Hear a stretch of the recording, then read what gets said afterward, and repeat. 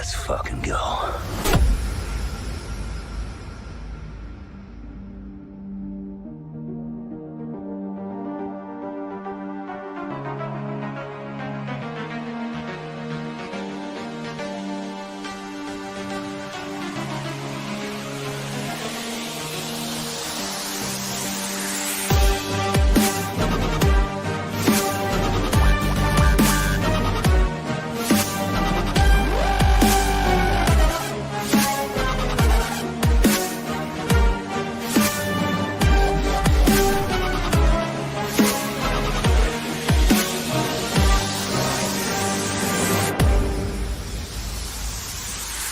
The Emperor has been expecting you.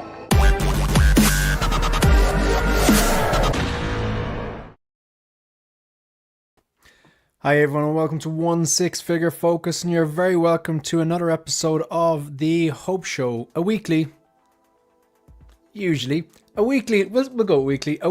stream dedicated to 1/6 scale collecting in general, TV, movies, pop culture, that type of thing. So today we got a lot to cover. We got a lot to go through because we weren't here last week. So yeah, so we got Dave, we got Harrison, aka Viking Collectibles, Dave X-Men Supreme, and of course we couldn't have Dave on without we couldn't be talking about the brown suit Wolverine without Dave to get his take on that. And of course we have Phil, aka Rogue One Photography. I'm just waiting to see like some sort of like I know Dave has got those special kind of iPhone features or whatever when all the do it. Yeah, you see, I think that's pretty cool. Not gonna lie. Unfortunately, like I'm streaming with an iPhone. I made the decision to ditch my webcam and go iPhone because the iPhone just has a crisper. It's an old iPhone I use. Has a crisper. The white balance is better. Nothing gets blown out. It just does everything automatically. It's a crisper kind of a picture. And even though it's an iPhone, it's just like it mustn't have the latest software that does all that kind of stuff. Because I used to be able to do the balloons and the rave and stuff. Yeah, there you go. See, I actually started watching it the other day. I'd seen it obviously before, but Harrison, how are you doing, man? I saw you made your streaming debut on Jose Plus and Marco, aka 1/6 Fix's live stream a few weeks ago. You gave a great presentation. I'm not a gamer, but I was still very impressed by your presentation about the particular figure. I can't remember. Was it Dead Space? Yeah, it was Isaac from Dead Space. Yeah. Oh, right. Yeah, it was really good. It's nice to be on the other side for a change. So. Yeah, cool. Well, like. Yeah, you're welcome here anyway, man, because it's I know it's hard for, say, if you're based in Ireland or the UK or, England, Scotland, Wales, and you're in Greenwich Mean Time, a lot of these streams, predominantly the YouTube community is American streamers, and they're kind of, the time zones is all over the place. They're in the middle of the night, so it's like... Yeah, usually when we're all asleep.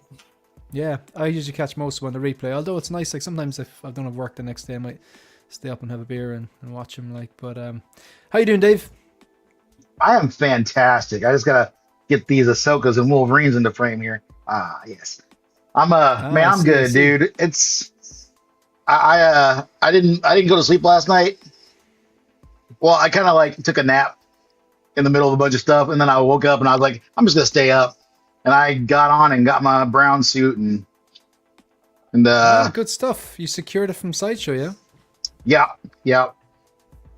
Because I didn't want to pay the piper, Ah, yeah, I see. So, if I went on now, that they're all sold out, I presume, yeah. Within about an hour. Yeah, that makes sense. Yeah. What about you, Jim Collector? Did you try to get the brown suit Wolverine? Look at that guy's hair, fantastic, amazing. Maybe he's born with it, or maybe he's just Jim. Okay, maybe it's that's the singing done. Yeah. You met Harrison before? I have, yes. Yeah. Right. Hey mate, good to see you on here. How you doing? Yeah, good. Thank you. Nice. Love to see it. Harrison's trying to butter us up wearing his Nostromo hoodie, which like we're very jealous of, and big Alien fans here. I feel bad. I have no Alien like merch of that regard at all. Just figures. I need to get a jacket or a hat. I know it's terrible. You should check out Last Exit to Nowhere. I was telling them backstage. I think it's actually based in the UK. It has a lot of like t-shirts, hoodies, beanies, hats and stuff like that. But instead of saying the Terminator, it'll say like Cyberdyne Industries. Or instead of saying, you know, clever. Aliens, it'll say, you know, Sulaco Team or something like that. It's kind of cool. Like, I kind of like that. That's on the nose. Yeah. I remember actually, I was in Sri Lanka because my fiance, she's like, her father's Sri Lankan, so she's like a quarter Sri Lankan. And Oh wow. I went with her family to Sri Lanka for a few weeks. It was amazing. And we went to this place called Sigiriya. It's like this huge rock. It's a mountain, but it looks like, it doesn't look like a mountain. It just looks like a massive rock, and you can hike up and stuff like that. But it's called Lion Rock, which is crazy because I get all my stuff from there. But I had to message them. I had to message Lion Rock, go and check this out. But so like, you know, it's really, really hot. We've hiked up, we're on our way down, and this guy's like, he's kind of, him and his partner seem to be struggling, like, because you know, it's blistering heat, and it's a lot of hiking. He's stopping for a break, and he kind of double takes me, and he's like, "Oh, you're hot. Last exit to nowhere." He was English, and I was like, "Yeah." So in the middle of Sri Lanka, this guy's like, he knew, not only did he recognize the hat, but he's like, "I know where you got that as well." But That's nerds everywhere. Yeah, nerds everywhere, man. They're everywhere. That's awesome. I might just address the chat real quick because otherwise I'll fall behind. So, folks, just your first time here, or if you want to support the channel in a different way, if it's your first time here, hit the like button, hit the subscribe button, it's greatly appreciated. But if you want to support the channel in a different way, consider becoming a channel member. Absolutely no obligation, but you get a bunch of different perks. Thank you very much. And it's, of course, the link is pinned in the description and stuff like that, or the live chat. Okay, of course, we've got X-Man Supreme, speaking of channel members. We have Vita, Jim's better half. We got Jose Plus as well, who's actually a channel member on his other profile, I think, on his burner. We got Viking Collectibles, aka Harrison, here as well. We have Shaky, who looks like a diehard Terminator fan to me. How are you doing? Of course, we have Rogue One Photography, who is a panel member. He's a channel member and wielder of the blue wrench, and he's actually Quizmaster tonight as well. He helped me out getting the face-off questions done. We got another channel member, 12-inch Moose Stream, Michael. So hello, community collectors. It was very stressful 8 minutes today on Sideshow, but I was able to score the dreaded classic brown suit Wolverine. We will be talking about that, not only the figure, but maybe people's experiences. I think Dave said he got it as well. So that'll be interesting. Who else do we have? We have Caffeine Comic Fan. We have 16 Mike. Finally able to catch a live.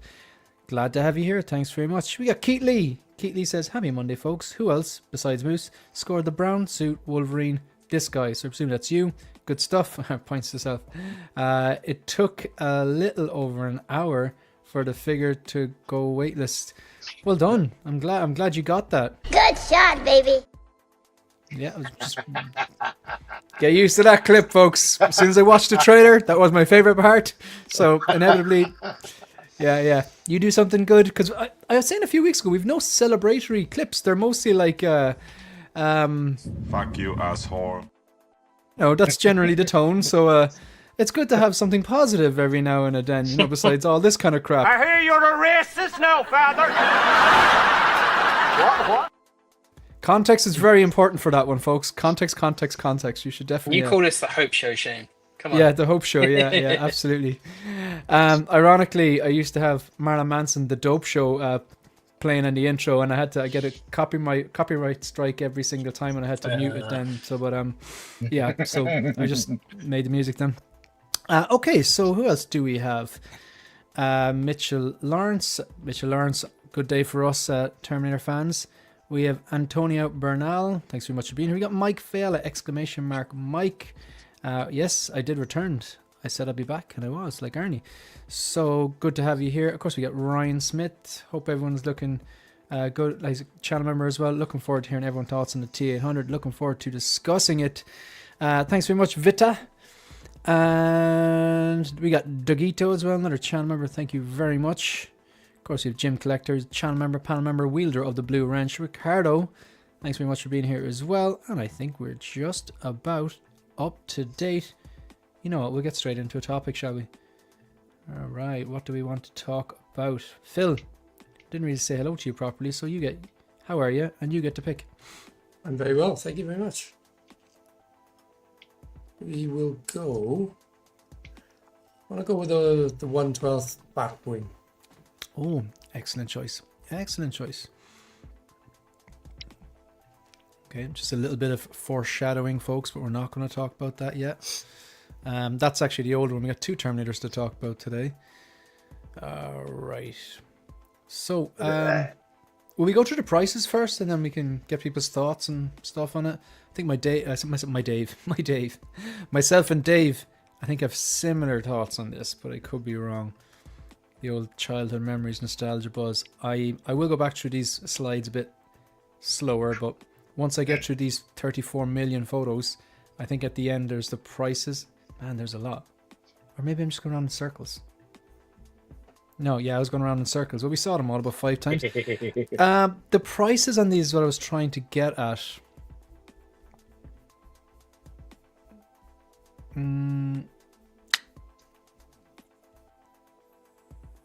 Okay. I wonder did he post it somewhere. Tell you what, we'll just go through the photos and I'll get the prices ASAP. I do know there's 4 SKUs. There's the Batwing on its own with no stand and no figure, as in the figure that's pre-sitting down in the cockpit. There's the second SKU is the Batwing with the figure but no stand. The third SKU is the Batwing in the stand but no figure. And the fourth one is what you see here. Batwing, stand, figure, everything. I'll search for those prices, but Phil, what do you think? Yeah, it's an amazing looking piece for 1/12. I mean, I thought INART knocked it out of the park with the Bale Batman, but this is extraordinary. I mean, I haven't really gone into depth and looked through all because I didn't even know it came with a figure until you just mentioned it. And when I saw the photographs there, I thought, oh, they're making a figure with it. It's only it's a pre-post seated one. Right, I see. Okay, so it's not articulated or anything. I mean, don't get me wrong, it still looks good sat in there, to be fair. But this is really good, but it may change my mind now when you give me the prices. Because, I mean... It's cheaper than an Iron Man. Like... Okay. So, I just... Is that a positive? Well, what, your Iron Man I mean... probably cost you about 400 or something, so I'll get this... Is it die cast? No, I don't think so. Imagine. Whoa. I can't find the prices here. I did have the prices, but There was something there saying starting from $320. yeah, I think that's the just for the Batwing on its own. But I know that the all-in set is still not quite $400. It's actually cheaper than 400, I believe. Yeah, I'm looking through a video I did in it, but the stuff is not, the prices are not there. So to put it in some sort of context, then what price were they asking for the 1/6 version of this? Oh, I think that was like, I don't know the exact price. I think it was $2,000 or something more. Right. Okay. It was like huge. Not I'm saying it should be exactly 50% of that. No, don't get me. Yeah, it's way cheaper than that. Like I think there's value here. It's under. I think it's about. I think it was $389 for the all-in set with the obviously the vehicle, the stand, and the seated Batman. I think that's what it was, but I just want to kind of make sure I'm giving out correct information. I mean, I've never bought a vehicle, so I don't really. So I've never really taken that much notice of prices. I know generally the Jazzinc vehicles are pretty pricey, but I mean, for me, because 112. Yeah, I mean, I'm just comparing these to like HasLab or that sort of thing. Yeah, where you're talking, even those, I think sometimes they're what 250, 300 plus, depending on. Yeah, it wasn't very large increments either. From SKU to SKU. Yeah. Yeah, from each one to the next up. That's a positive then, isn't it? I mean, yeah. They could have just doubled the price just to give you a stand and a figure, I suppose. I am I am actually looking for this in the background here. Just if you want to just say, give your thoughts on the thing, like. But I will get you those prices. I just want to make sure I can find it. Dave, you had a good take. Oh, sorry, Phil, go on. You're about to say I was something? just going to say it's a nice accessory piece without having to go the 1.6 huge thing where very, very few people have got space for it. So 100%. I'm not known. 100%, yeah. Oh yeah. Dave, what do you think? What are your thoughts on this? I think this is fantastic. If I hadn't gotten the 6 scale, I would definitely go for this. And honestly, I feel like it's kind of tempting even still, because do you have the 6 scale? oh yeah, You I think bought it's- the 6 scale. yeah, oh yeah, yeah. You bought the 6 scale Batwing. I sure did. Yep. Oh man, I did not realize that. Oh yeah. Like, did you build a house around it, or?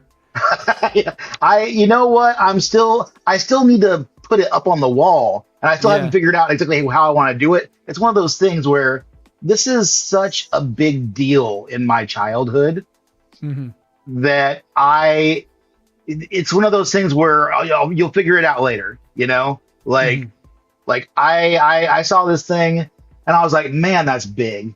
Man, that's a lot of money. Man, I gotta have that. So there's no way I wasn't gonna get it. I still need to get the Batman to fit in there, but I took it out the box and put it together. It is. I was the only place I had room to really put it together was on my bed, so I had it sitting there, and I was trying to do the screws up underneath the wing, and I was lying underneath it on my bed, like I was wrenching a car or something, like a mechanic. Yeah. Just doing up the screws underneath the wing there inside the cavity, but that thing is so impressive. It's it's about the size of my bed, honestly. Wow. Huge. It's big, dude, and I got it's a queen size bed. I got a small bedroom, but it's big, dude. It's big. But yeah, man, this is a sick setup though. Like I really like this, how they've got still a small Batman to go in there. And it's even cool how you have the stand that actually puts it down at a nice angle where you can get a good view of the whole thing and it looks like it's in motion. That's really neat. And it still lights up. This is just a good darn thing. And it's a really good price. For something from Jazzinc, this is a really, really good price. Just on that there, I'll just come in there now because I do have the prices here. So this is set 1. So just if you're joining us there, we're looking at the Jazzinc 1/12 scale Batwing. They have made a 1/6 scale version, which is enormous. Dave just was speaking about it. He has that. He can testify to its the quality and standard. More than 4 feet wingspan. Yeah, it's absolutely like, man, it's just... Yeah. The Jazzinc 1/6 scale Batwing from this 1999 Batman is one of the things that it was the first time I actually went on the site, and it was the reason I went on their site, and I spent way too much time looking at it and eventually went, I have nowhere to put that. And I had to accept defeat on that one. But this one is more realistic. So 1/12 scale, there are 4 different SKUs. The first set is just the vehicle on its own, the Batwing. The second one is the vehicle and the kind of bat themed stand. The third one, there's no stand, but there is the vehicle and a seated Batman. I think that looks incredible. And then the fourth one is everything: the vehicle, the seated Batman, which is pre-posed, which is obviously 1/12 scale, and the stand as well. So if you look at the set 1, I just want to read some of this because there's some things that I wouldn't have mentioned. So 1/12 scale Batwing, fully painted, shaded and weathered with landing pods. So that must be the pods that come out and you can actually stand. I think the 6 scale version has that as well, Dave, doesn't it? You still there, Dave? Yeah, I think he's moved. Sorry, I didn't realize I muted myself. Look at me with good etiquette. So yeah, the landing pods, you can stand it up on that. But that's also how you screw it into the wall if you want to mount it like that. Yeah, so that'll be completely vertical and not an angle. Thank you. So yeah, the 12 scale version, you can just actually stand it down, I suppose, like in set 1 there or set 3. The light up features on the outside and inside the cockpit. So it's not just the lights on the wings there that we can see here really well on, say, set 2's diagram when it's tilted down, but actually in the cockpit as well. It has moving flaps. It has optional scissors. Now the optional scissors, I presume that means you can put it's a part which you can install, like in part 3, or not, I'd imagine, like, because you can see it there. Set 1, it's not there. But then the rest of the sets, it is there. So I presume it mean when optional, I mean, I'd say that it comes with all of the sets, but you have the option to display it like that or not, I'd imagine. Gatling gun and world DC power adapter. Okay, so then set 2 is the same as set 1 with the dynamic flight stand. Set 3 is the same as set 1 with optional seated Batman. Then set 4 has everything. So prices. Just the Batwing is $319. The Batwing with the stand is $345. The Batwing with the optional seated Batman, which I do think is a necessity here because I have the 1/6 scale 1909 Batmobile displayed behind me, but I don't have the figure in it because the canopy, it's closed, and the style of the canopy, it's not see-through or transparent. I know that there's windows on it, but it's very small and it's kind of almost blacked out. It's not the same as this open, transparent canopy where it makes more sense to have the seated Batman there. You can get away with a 1/12 Batmobile or a 1/6 Batmobile, close the canopy, and you can just assume Batman's in there. Same as set 1, then option 4, same as set 1, but it has everything, basically $395. So that's $395. Now again, that's pre-shipping, so shipping's not free. So that's $395 is your base price. You're going to have to factor in shipping, tariffs, customs, VAT, import charges, whatever. But I mean, you'd have to do the same thing if you ordered an Iron Man or an artisan figure for 4. There are artisan figures that are more expensive than $395. That's the point I'm making. Sorry, Dave. Continue on. What does this mean to you? And are you interested in this? Would you bother? Because you already have the 1/6 scale version. I don't need to get this one too. But to piggyback on what you just said, the last Heath Ledger Joker from Hot Toys, the sculpted hair, that figure costs more than this. Wow. The artisan one. The non-artisan. Is it the bank robber or the purple coat? The purple coat. Right. Yep. Yep. That sucker was right about at $500 from Sideshow. For those of us that are here in the States, but for you guys it would have been way more. But yeah, it's crazy the difference in cost between the two of these things. This is exciting, and it's a back to build. It super is. It's like a back to build. I suppose it's their version of come on, help me. HasLab. What's it called? They have a phrase for it. Kickstarter. Is it Kickstarter? Is that Kickstarter is one thing? Yeah, I think that's like the main one right now, isn't it? Oh, I thought there was another name that HasLab used to describe when they've. I don't know. I just know it as HasLab. Do you know, like when they did they did the Razor Crest? Did they HasLab? They did the Razor Crest. They did the skiff, the Jabba's skiff. Yeah, that and they did the Ghost, which I still really want. Is it Kickstarter? Oh, well, not from HasLab. Kickstarter is a whole separate thing, but it's the same idea. But it's the same concept, yeah. And the more backers they get, the more like little tiers and stuff will be added in. But yeah, I do you want to give your thoughts on this, or do you want to will we go over to Harrison or? Oh, me? Oh, yeah. No, it's a wonderful piece. And I think anyone who gets it is going to be very impressed with it and very happy with their purchase. And you know what, to be fair, this one is going to be easier to lift up and fly around the house. You can't do that with the 6 scale version. Oh, absolutely. You'd want to be like Jim Collector there, like, benching 140 kilos or something like that. It's still going to be big as hell. It's going to be like a 2-foot wingspan. Like, it's still that's small in comparison, but not, it's still a pretty good sized boy. Yeah, absolutely. Good. So Harrison, do you have thoughts on this? Do you mess with the 89 stuff? Does it have, or are you more of like a Dark Knight guy or DCU or Do you have a? I mean, how do you this is feel? actually the first time I've seen these pictures, and it's pretty good. The 89 is not one I would go into, but anybody that is into it, it's a no-brainer to get this, especially at that price. It's insane. But I actually really like the way that it comes with the stand. I think that looks really clean, having it posed like that, and for that price, you might as well go all in for that. That's a crazy. I think so. I think that could be the play there. What about yourself, Jim? Yeah, this isn't something that's on my radar, but one thing that brings to mind, in I think Sif Scale Collector in the chat said something similar.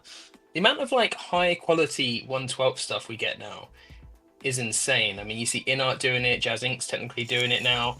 The amount of third party companies we get doing it as well. There's a Patriot Studio that does a lot of Resident Evil figures, which are amazingly detailed. And you got Limb Toys. It's insane how much like good quality 1/12 stuff is. It's not like low HD stuff anymore. It's getting really impressive. But this does look good. I kind of agree with what Mike said in the chat. Maybe different angle options for the vehicle would have been nice to see it from different angles. But yeah, I think this is a really good offering. And I think the price point, especially all in, is solid. And I guess my final point is the seated figures are awesome, but they look hilarious when they're photographed outside of the actual cockpit. They look so awkward. But yeah, it's good. Sorry. Which way? What you say when they?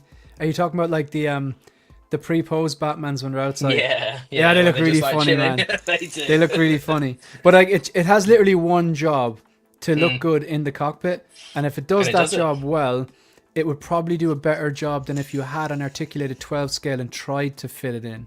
Oh, definitely agree. Do you know what I mean? Because you'd feel like But you're yeah. wasting that figure almost, wouldn't you? Whereas this kind of Yeah. fills that spot. Yeah, where it looks kind of like a bubble bath bottle or something like that when you see it. Not, you know what I mean? It's like, It you does, know, yeah, I dodgy do. kind of like, I do. you know those sometimes takes me back. Yeah, those like old. I remember I used to have one of like, I don't know, Hulk Hogan or something like that, and like it was hilarious. Yeah, so I just want to catch up. We got Field of Burn. We got a shout out to Mike Sith Scale Collector is here as well. We got Movie Cannon, Geo, of course, Casual Nerd Problems, X-Men Supreme. Congrats on the 1/6. Can I borrow for $20? Crowdfunding, yeah, it's. I feel that HasLabs has their own version of it. It's the HasLab, isn't it? I think it is the HasLab for Hasbro. Is it just HasLabs? I thought there was And then another word associated with it, but like, all these things like They have Kickstarter. Hasbro Pulse. And then Pardon? they have HasLabs, like Phil's saying. So they have Hasbro Pulse, which is like the website I think they use to have all of the HasLabs on it. Is that right? Yeah, and they tier it Yeah. then, don't they? Yeah. So they Yeah. so if they get so many pre-orders, then it tiers up and you get extra figures or accessories. yeah, they or- unlock like Yeah, like 3 3/4 inch Mandalorian or something like that, or a Grogu Yeah. or something like that. Mhm. The yeah. dimensions. Well, I suppose Dave wouldn't. I'd say Dave's right. Like if it's was it a 4-foot wingspan for the 1/6?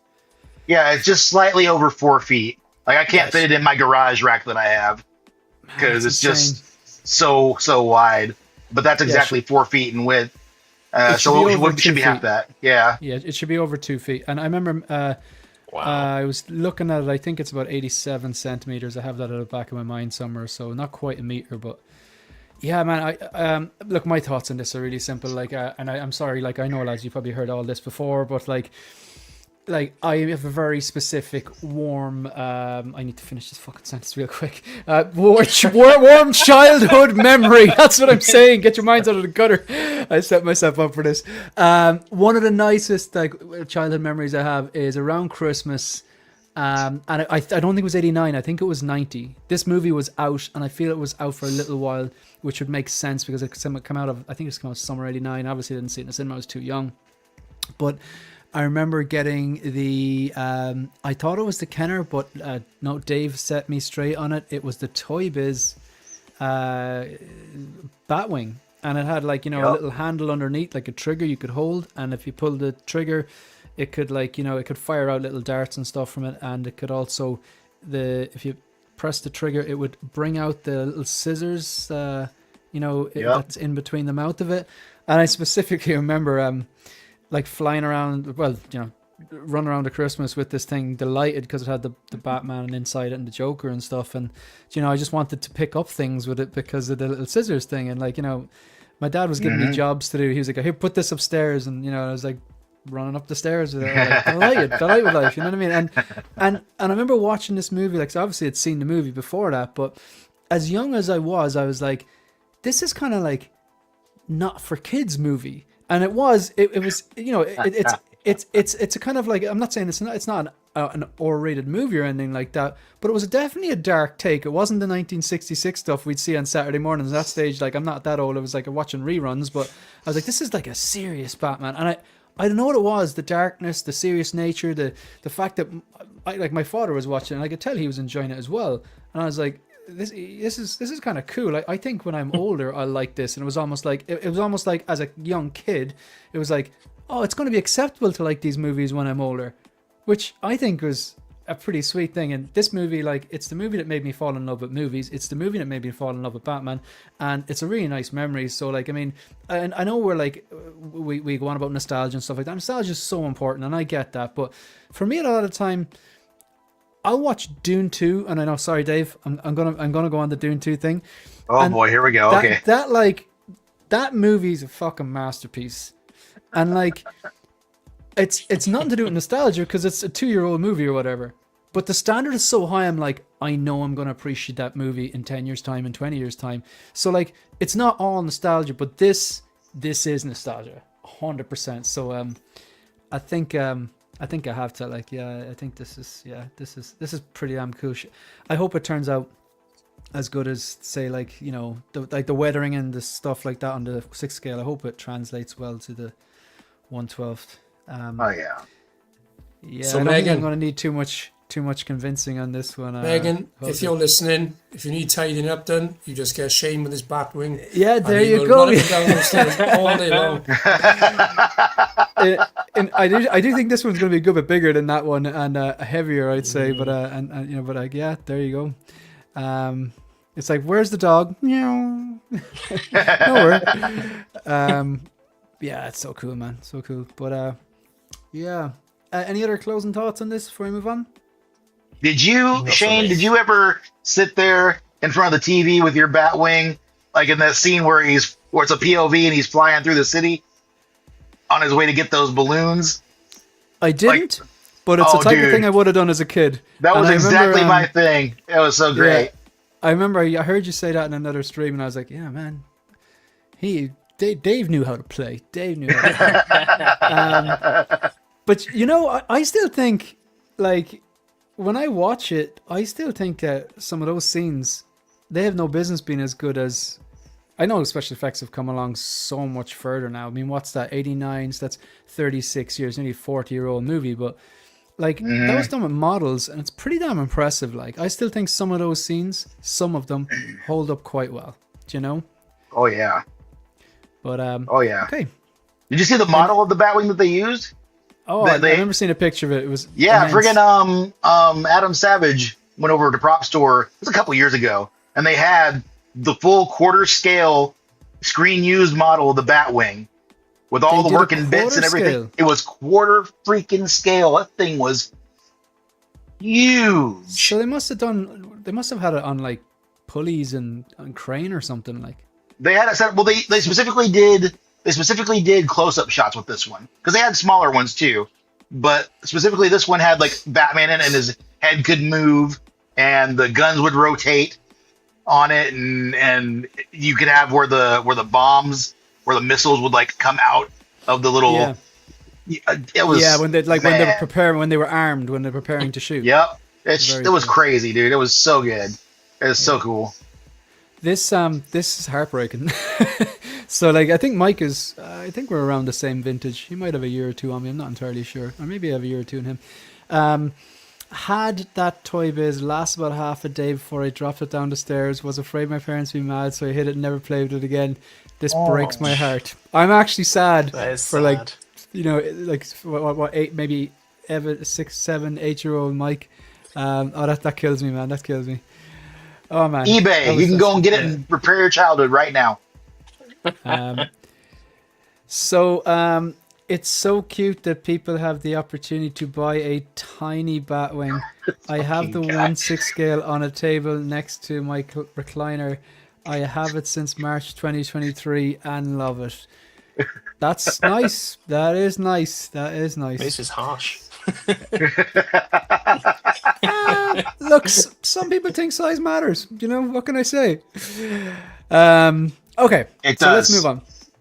Oh well, we have once we start talking about that Wolverine, yeah, you're gonna be very specific, yeah. So I'm gonna get you going about that, and I'm gonna remind you about. Wait a second, you want a smaller Wolverine, but you bought the 1/6 scale Batwing instead of the 1/12 now. You know, so it's just you double standards here, man. Double Hey, standards. the Batwing's gotta be big, the Wolverine's gotta be small. You know, what are we? It sounds like you're contradicting yourself, man. Okay. Contra what? Right. So we will take a look at. We shall take a look at what would you like to discuss next, Dave? You know what? Let's go ahead and let's get the snap going. Oh, I'm so glad you picked that because I made these just for you. Great Oh choice. yeah, there we So go. if you're, yeah, you know the crack, folks. I'm going to put two things up against each other. These days they are kind of current figures. They're all there for a reason, and you've got to choose which one gets Thanos snapped out of existence, and you can never own it. Starting with you, Dave. Oh boy. Lord. Okay. One of them's got to go. You can never own one. So here's the thing. The brown suit is my favorite suit that Wolverine's own. It feels so much more Wolverine than the yellow one. That being said, as much as I loved it in the movie, they really kind of schminced it a little bit in figure form. They could have done it a little bit better. They didn't quite do him complete justice, but I still bought it because that's my suit. But I'm gonna go with the yellow suit here, only because it offers so much more by way of functionality, by way of, different modes of use. And it was the one that he primarily wore in the movie. And that was like the big one, And I've got, well, I hesitate to say because I know what's coming. I've got the Hono brown suit, which is, the comic suit specifically. So I think I'd be okay. But it would suck to let this go because those boots, look at those boots on that brown suit. We'll get into it later, but they're such good boots. They're such good boots, man. They're really leaning into the comic look for those boots, man. Oh, yeah. But the yellow suit is more, it's functionality-wise, it's so much more. Okay. So the next one, who's next then? So we'll go straight down. So Dave, you're gonna keep the. Are you gonna keep the yellow and sorry? I'll keep the yellow suit. You keep the yellow and snap the brown. What about you, Harrison? Yeah, I think I'd have to keep the yellow suit as well. As much as the brown does look good, the blue and yellow is just much better for me. And it's the only Wolverine that I think I'd have in my collection. I think Deadpool and Wolverine was just a perfect film. That's a good choice. We've been waiting for over 20 years for it too. So yeah. Phil, you have the deluxe version of the one on the right, don't you? Yes, it's a masterpiece. I mean, and I haven't even put the battle damaged chest plate on there. Oh wow. I've only put the head sculpt on once. I haven't put the bare arms on there yet. I can't stop looking at it as is. So I've got many you options. haven't put the star of the show besides the head sculpt. You haven't actually put in the arms, no? Nothing, no. So you have the yellow. He's pretty much as he stands there, but with the mask. Yes. And it's incredible. And hopefully at some point when I get tired of that, then I'll swap it out. Because it's insanely good. I can't believe how good that figure is. Really, really good. Yeah. So it's easy for me. I mean, yeah. go on, Sojan. No, I just said it's a random thought. It's not related at all. You just reminded me, like, Megan's going to I have a long weekend coming up. It's like 4 days off, and Megan's going to baby shower on Saturday or Sunday. I'm going to binge watch X-Men 97 because I watched the first 4 or 5 episodes of it and I liked it, but I'm going to go back and just binge watch it all. So just a random thought. I'm sure Dave approves. So Oh yeah. So everyone's keeping the yellow suit so far. What about yourself, Jim? Yeah, I mean, to me, and I'm not the Wolverine fan that Dave is. I don't think anyone is, to be fair. But he's always yellow and blue to me, so I'm definitely keeping yellow and blue. And I'll snap the brown suit, and also the head sculpt on the yellow and blues, the better of the two. So it makes it easy. Cool.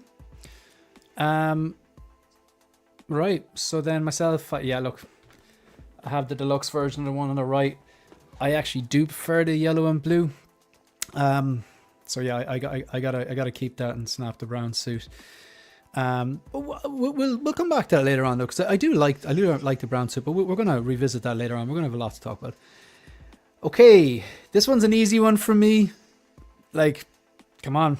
I've been on here before and I'm going to say it again. And every time I say this, I get DMs and they're usually abusive and I kind of like them. The first two Terminator movies are more important to me than the original trilogy Star Wars. Yep, I said it. I double down. I triple down. Make your peace with it, nerds. And if it bothers you that much, if it really, really bothers, if it makes you angry, I recommend therapy. Yeah, it'll be expensive, but you'll be a better person at the end of it. They're just movies, folks. So I have look. The two of these are cool, but I mean, come on, Terminator 2. It's some figures are cool, and then there's absolute movie icons. So the one on the right, 100%, man. This I got to keep this and snap the brown suit. Phil, is this the clean Arnold? that is the clean. Yeah. The one that would drop today. Yeah, I'd have to snap the brown suit and keep the clean Arnie. Okay. So just moving up through then. So who is it? Sorry, Jim.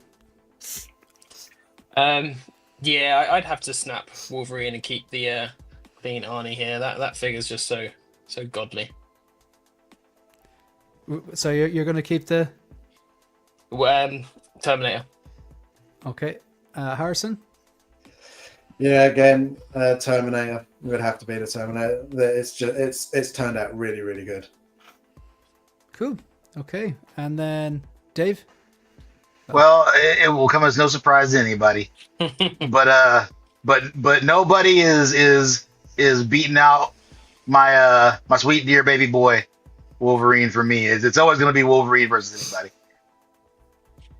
You Bubba. Okay. Cool. Now we go on to the next one then. So the third. So you can just move down the list there. I just have to do something in the background here. But if, we'll start off with Dave down. I'll give my thoughts in the end. So go for it, Dave. Oh yeah, easy. Yeah. And let me be. This figure looks really good. This Rick Grimes. I have not followed Walking Dead. I saw the first episode. I didn't care.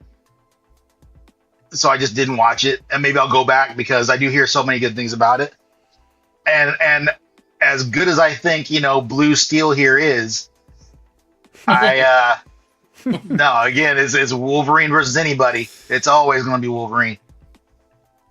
It's fair. You're consistent. I appreciate that. Okay. Go Harrison. I think it would have to be Rick. I mean, I have watched pretty much all the Walking Dead apart from the spin-offs. But the brown suit just doesn't compare to Rick for me on this one. I think it's just a much better figure all around, to be honest. Yeah, the INART, man, they're kind of on it, man. When they're on, they're on. What about yourself, Phil? Rick, that's an outstanding figure. Incredible, but for me it's a few years too late, so I'm gonna snap Rick and keep Wolverine. My man. Jim? Let's go. I would, and even though every time I see this figure, I'll just have Carl going through my head, I would snap Wolverine and I would keep Rick. But yeah, every time I see that, it's just Carl. What's your favorite holiday? It's Christmas, Carl. Christmas. I'll just have Carl. that I love going all through those my head. memes. Oh, they're so good. Yeah. Yeah, I honestly, I have the I have the 1973 Wolverine, which is pretty damn good. Looking forward to putting the Deadpool and Wolverine sculpt on it, seeing what it's like. I've seen Justin did it. I actually thought it was quite nice, although maybe a tad too old for where he is. But yeah, I just really like the deluxe version of Wolverine. I have the Wolverine I want, and I am just blown away by those Walking Dead figures. So I think I'd have to keep Rick and Snap They are Wolverine on this one. Yeah, so we're going to go back here, and Harrison, we're going to let you choose here. What next topic would you like to discuss or go over? New? Go with new? Cool. I'm going to go really quick. So this landed in today. Do we have controls? So the T-1000 from Terminator 2. And of course, we're going to be speaking about the other two Terminator 2 figures, which Hot Toys went back in 2.0'd. So really excited about that. I know that what's inside that box isn't perfect, but it is the best Hot Toys T-1000 they've ever done. So there's that. And I did not buy the first one because I just, no matter what video I looked at the first one or what post on Facebook advertising it, or buy sell trades, I was just like, it's just not as good as it's not the same standard as DX13, whereas now I think the head sculpt is, and I know there's issues with the hands and the stitching and stuff like that, but look, I'm still really excited about it because of just the character, the figure, the movies and everything, just really looking forward to it. So Harrison, what did you pick up, or did you pick up anything? No, unfortunately I haven't had anything this week, but I do have the Toys Era Ellie coming in tomorrow, hopefully, if Royal Mail decides to deliver it on time. Nice pickup. That'll be good. Yeah, need an Ellie to go with the job. Yeah, they'll look class together. Good stuff. Anyone else pick anything up?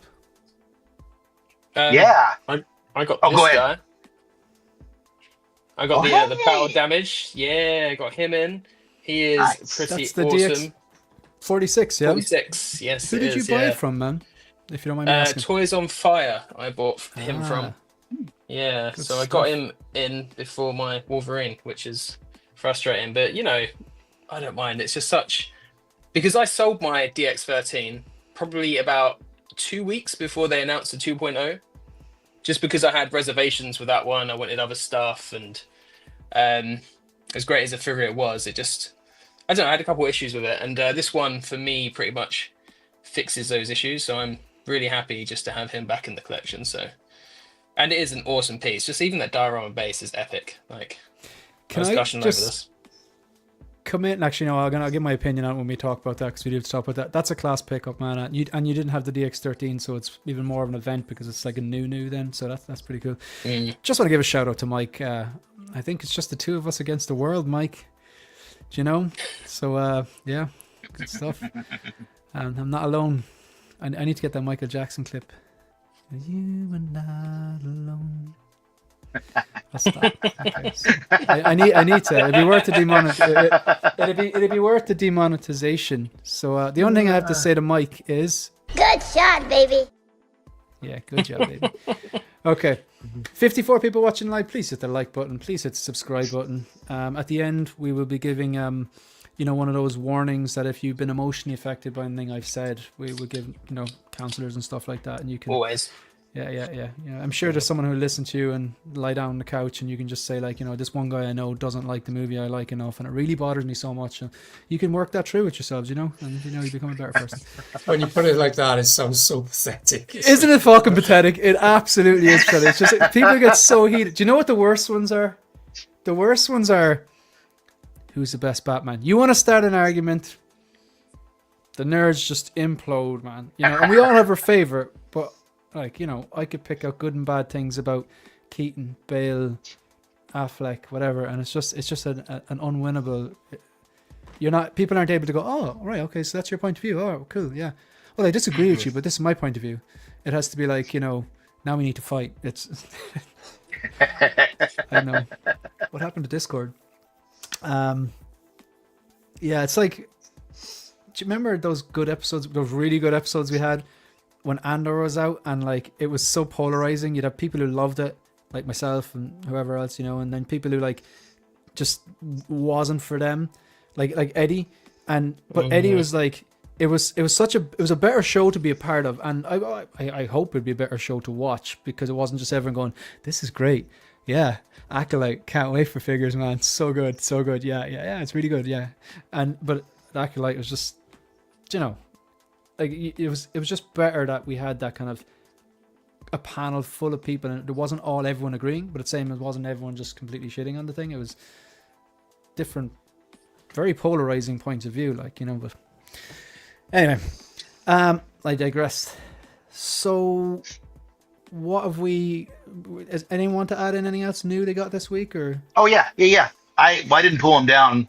I wasn't even thinking about it, but I got my first INART figure finally. I finally made a decision to get Superman, the Cavill Superman. All right. And Nice decision. I Good freaking choice. love him. I love him so much. That cape is so good. The figure is so good. He looks so good up there on my Justice League multiverse shelf with Supergirl and the rest of them. It's just fantastic.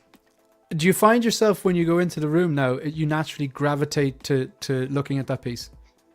I have been, yeah, like because sometimes you alternate. Some days you're looking at the Marvel stuff. Some days you're looking at the Star Wars stuff. Some days you're looking at this one particular character, and he just really sets that whole shelf off, man. I've been waiting for him to be there for months, but I've just been conflicted with which one to go with, and I do like Corin Sweat a little bit more, the suit and everything, but Cavill was so good.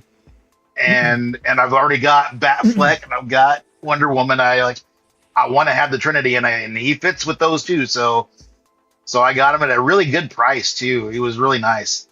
And shout out to Moose. He actually because he's trolling. He's out there trolling, looking for the deals. And he hit me up when he's like, "Hey, look at this." I'm like, "Oh shoot, okay."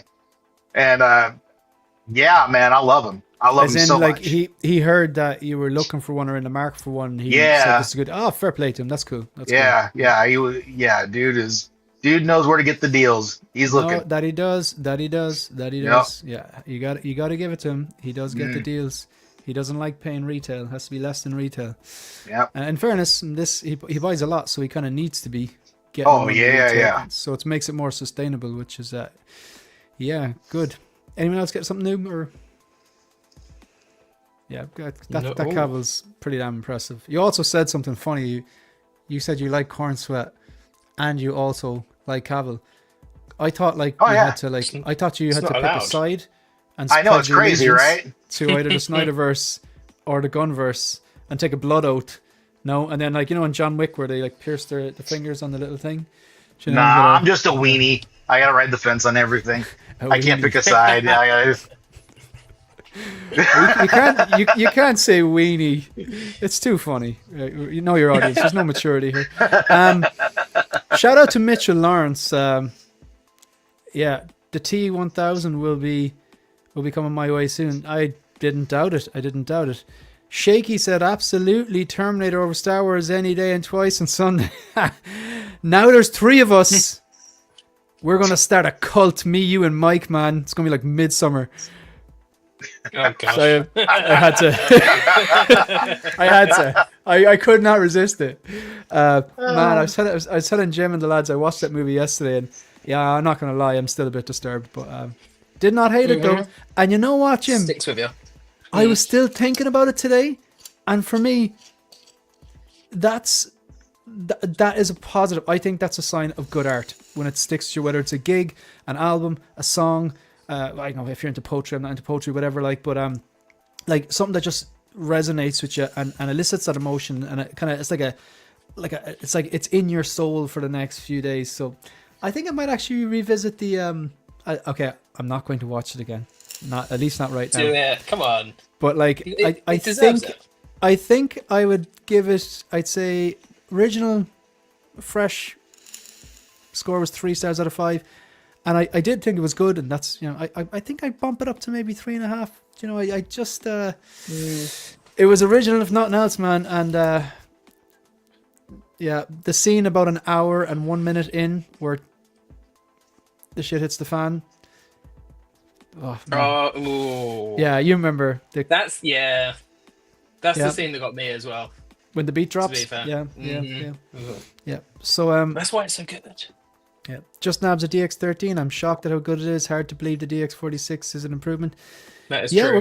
we're gonna talk about that. We're gonna talk about that. Well, the DX13, to be fair, was considered one of Hot Toys' best, if not the best, for nearly a decade. It was widely regarded as one of the best.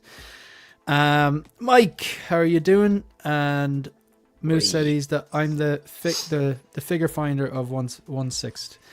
And Mitchell says blood marker. Yeah, absolutely. Tanya. Okay, who hasn't chose yet? Anyone wanna choose? Who hasn't chose yet? Did you get to choose? You chose the snap, didn't you? Jim hasn't had a go, has he? Not even Oh, Jim. right. Is it just me? Yeah, it is just you. Should we go into Terminator? Yeah, which we'll kind of one? briefly We discuss start that. with. Well, do you want to start with the oldest one or to start with the current one? Let's go. Let's start with battle damage because it is the older one, so we'll get that That done. makes sense. I was hoping you'd say Yeah. that. Okay, so we have got. I know people have spoke about this before, but it's just so important, and it's nice that on the one day we get to talk about a battle damage released, a clean released, and then I got the T-1000 in on the same day, so that's kind of nice. Okay, so what was this? Was this around 390? I'll do a quick search. I think it was value. I think it was 390. I'll just get the It price wasn't on that. Bad. I feel like I paid $270 after my 350. deposit. $350. Mhm. Man, this was good. $350 for everything that comes with it. Jim, I'm just gonna go through these photos, and you just tell me what you think about this, and let me know if you want to move on to a particular photo or whatever. I mean, look, for me, I think this is a near perfect figure, I would say, especially for me. I know there's some contention about if the head sculpt's better on this or the DX13. I personally prefer this, but I can also see the preference people have on the DX13. And I think somewhere between the two is the perfect T2 Arnie sculpt, if I'm being completely honest. But yeah, there's so much to love about this figure. The leather clothes impress me so much, and you see it in like all the reviews they mention it, but it's how thin and light it is. It fits the body so well. It allows for a good range of movement despite being leather. The paint apps on the battle damage bits are a lot better as well. Even on the hands, I mean, you can probably take a point away because the hands are pretty much reused from the original. But again, the DX13 was such an incredible figure and still is, I reckon, and holds up today. That it's not surprising that they've reused bits. The base is phenomenal. When you get it lit up and it has that kind of that orange glow, it looks so realistic because they've kind of painted that bottom bit as well. It just looks outstanding. The two sculpts are really good as well. They've improved the mechanism of how you access the eyes. So I there's no could gush seam over line this all anymore. day. There's No, no there seam isn't. It's line gone. anymore, Yeah, it's just under the neck. Dean did mention this, and you can kind of see it. The neck speckling. It's a bit like Bane. They've like over detailed. Yeah, they've over detailed the skin there slightly. You don't really notice it unless you're proper staring at it, so that's not a big issue. I'm trying to think of negatives, to be honest, and I'm struggling to come up with it. Do you know what's great interesting figure. about that neck thing? Someone commented on my kind of release reaction to this, which was overwhelmingly positive. They commented on it, go, no, I don't know about that Deadpool texture on his neck, and I was like, what are you on about? But then when I had a look, I was like, yeah, he's right. It's heavy on the speckling, and what I'm noticing is it's a trend with 2.0s, like Bane, this here, and the Batman 1989 texture on the suit.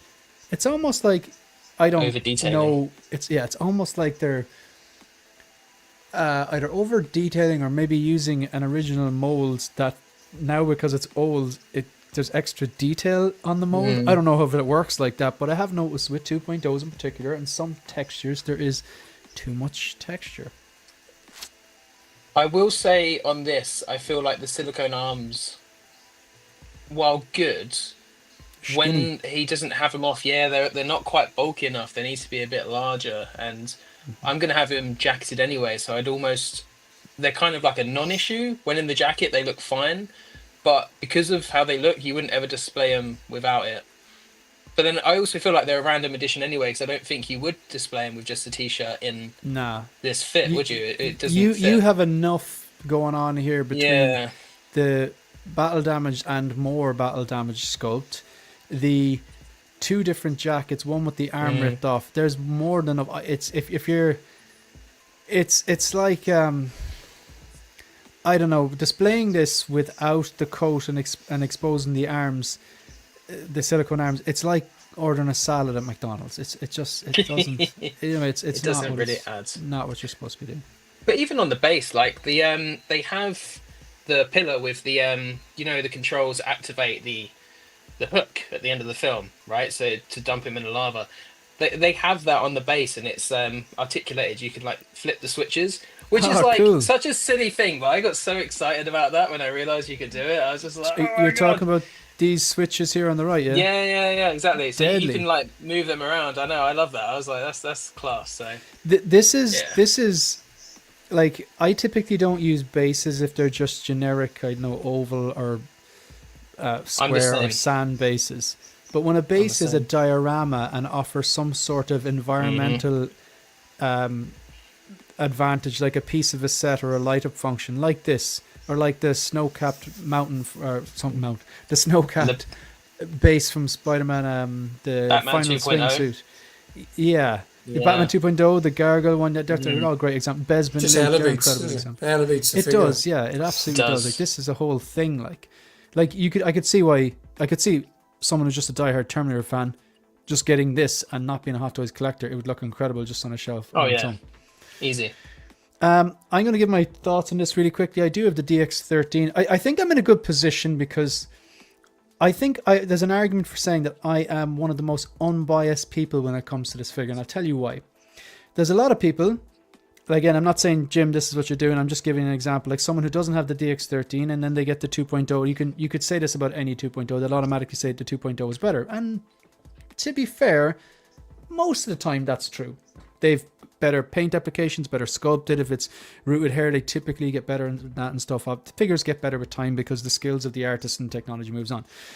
But like, if you say have the 2.0 and you didn't get the 1.0, you're probably going to gravitate towards 2.0 and think it's better anyway. Maybe it's that subconscious bias or recency bias. At the same time, if you've got the 1.0 and you're not getting the 2.0, and maybe you feel like, a bit like hard done by or whatever like that, then you might be going, oh, the 1.0 is better anyway. And like, there's definitely those two extremes in the community. I have the DX13. It is incredible. It is one of the best they've done. But I'm not selling it because mine's signed by Robert Patrick, so I don't have the option to sell it even if I wanted to, and I don't want to because it's signed. So it's not going anywhere. I might box it up, but it's not going anywhere. So I'm still getting this because, again, anyway, I explained how strongly I feel about those two movies. It's a pity they didn't ever make any more Terminator movies. I suppose, look, they just made 2 and the end of the story and they were great and that's it. Like, you don't want to ruin it. Like, yeah, exactly. Yeah, it's just true art, man. What can you say? So with this, like, I think that this is a better figure. For all the reasons you said, better paint applications, not just on the head sculpt, but what they've done with the rolling eyes, there's no seam on the head anymore. You now have two jackets, both leather. The pants are leather. The belt is actually leather from what I understand. You've got the tear gas, I don't know the exact name of it, but the grenade launcher is what he's holding, and the bandolier, the things that go around his the bandolier, they're grenades for that thing here. But the tear gas canister launcher, I know that's not the correct name, but is the extra gun that didn't come with the DX13. The light up diorama base, not just a light up base, but light up diorama base, which is scene specific. It is a better figure. But I have to say, and I wasn't expecting it, when I did see the comparison, like when I saw the release photos, these photos, the blogger photos, I went, yeah, it's better. Because the DX13 was so good, the head sculpt, I was like, if they just keep it the same or even make it 1% better, it'll still be better. But when I saw the comparison that Justin did, I was like, man, he's got a point. It's like the paint applications are better on this. The fact that there's no seam line is better on this. But I think the likeness to Arnie might be a little better on the DX13. And there's no advantage in me saying that because I am going to box up the DX13 or maybe display it, the two of them, but it's not like I'm not going to use the DX13 sculpt on this. It's not going to work. Like, but I think the difference is so subtle. But again, maybe I get it in hand and I'm like, no, that was just the lighting you used. But this is incredible. This is the definition of a triple threat for me. Love the character, love the source material, love this particular version, love what they've done with it. I've loved this figure since this movie since I was 8 years old or whatever. I'll like it until the day I die. At some point, I will watch this movie from the last time and I won't know. And that makes me sad. So it's just, really look forward to getting this. This is a slam dunk. And I think if you're out there and you don't have a Terminator figure and this is your one representation, hats off. Folks, any other thoughts on this? Who wants to go? Dave, Harrison, Phil? Yeah, I can't wait for this figure. When I first started collecting Hot Toys, it was Star Wars and Marvel, and I was consumed by that for years. But I'm so excited for so many of the movie icon figures they've announced over the last 18 months, 2 years. Like, this is amazing. I cannot wait to get hold of it. Wolverine was amazing. Big Chap, the Predator. There's so many good figures coming out at the moment, and I cannot wait to get this. Can't wait. It's outstanding. I was surprised when I watched Justin's video on how good the DX13 is, because I've never really watched anything on it because I didn't own it. I had no plans to get it. But that figure stands up really well to this. And I mean, if I had the DX13, assuming that nothing was peeling, I'd probably keep the DX13, but I don't have it, so I cannot wait to get this. Outstanding. I think even if mine wasn't signed, I'd still want to get this because again, it's just what the movie means to me. Plus, I do think it's a superior offering. Maybe DX13 does have the edge with the head sculpt, but it might have maybe DX13 has the edge with the likeness, but this, even with the head sculpt, probably I think it does have the edge with the paint applications and the lack of seam because of the way that they changed the rolling eyes. But this is just, collectors are spoiled, man. We're spoiled. So you're getting this in as well. So that's Jim has it. Have it pre-ordered. Phil is picking it up. What about yourself, Harrison? Do you have any interest in this, or? So it's not one that I've ordered, but the way it's turned out, it has really tempted me with how good it looks. But the problem is there are just so many good ones coming that to get this would mean I wouldn't be able to get something else. But it's just, compared to, I keep finding that a lot of the figures that I'm liking the most that I'm getting in are ones that weren't on my radar originally. So like the Jack Sparrow, I didn't order, but I got it in because it just looks so good. And then the Whacking Phoenix Joker, it's another one that wasn't on my radar, but it just looks so good. And it's another one. So these iconic one-offs that are just keep pulling you in. And I just think even now, it would be such a tough call between this and the clean version, but the battle damage one has such a good package for as you said, the price was just a phenomenal price. It'd be tough to, because I know INART said a few times that they're sort of thinking about working on one. I don't know how you could beat this, to be honest. I think the only company that I would be interested to see tackle this would actually be J&D with their skeletons inside. And trying to do something like that, doing some sort of die-cast metal inside with the silicone on top. I feel like it's the only way that you could actually make this potentially better, where it's actually like there's depth to it, that you could see the metal skeleton inside with the silicone over the top. That's the only way I feel like this could actually be better and be worth. That would actually make me interested in the J&D if they did something like that. Yeah, but the only thing about the J&D though, that sounds great and it's a fantastic point, but I've yet to see a J&D. Oh, well, there's that. But, bank's got to be robbed, Jim. Right? That was a joke, folks. I'm not actually going to do that. So you just need to make sure. The thing about that, though, Harrison, I've yet to see a 1/6 scale J&D sculpt which has nailed it, because they didn't nail it with Bales.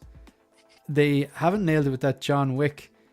Their sculpts aren't great. I think the Joker was probably What the about best Two-Face? they've done. Two-Face pretty good. No, I stand corrected. Yeah, fair. That's fair. Yeah, no argument there. But is Two-Face worth $2,000? I just feel like what J&D seems to be just doing what other people are doing. If they did something different, I feel like if they did something like that, it'd be actually catch people's attention more instead of just doing another Joker and another this and another. If they did something that no one's ever done, I think it would be, oh, okay, now I'm interested.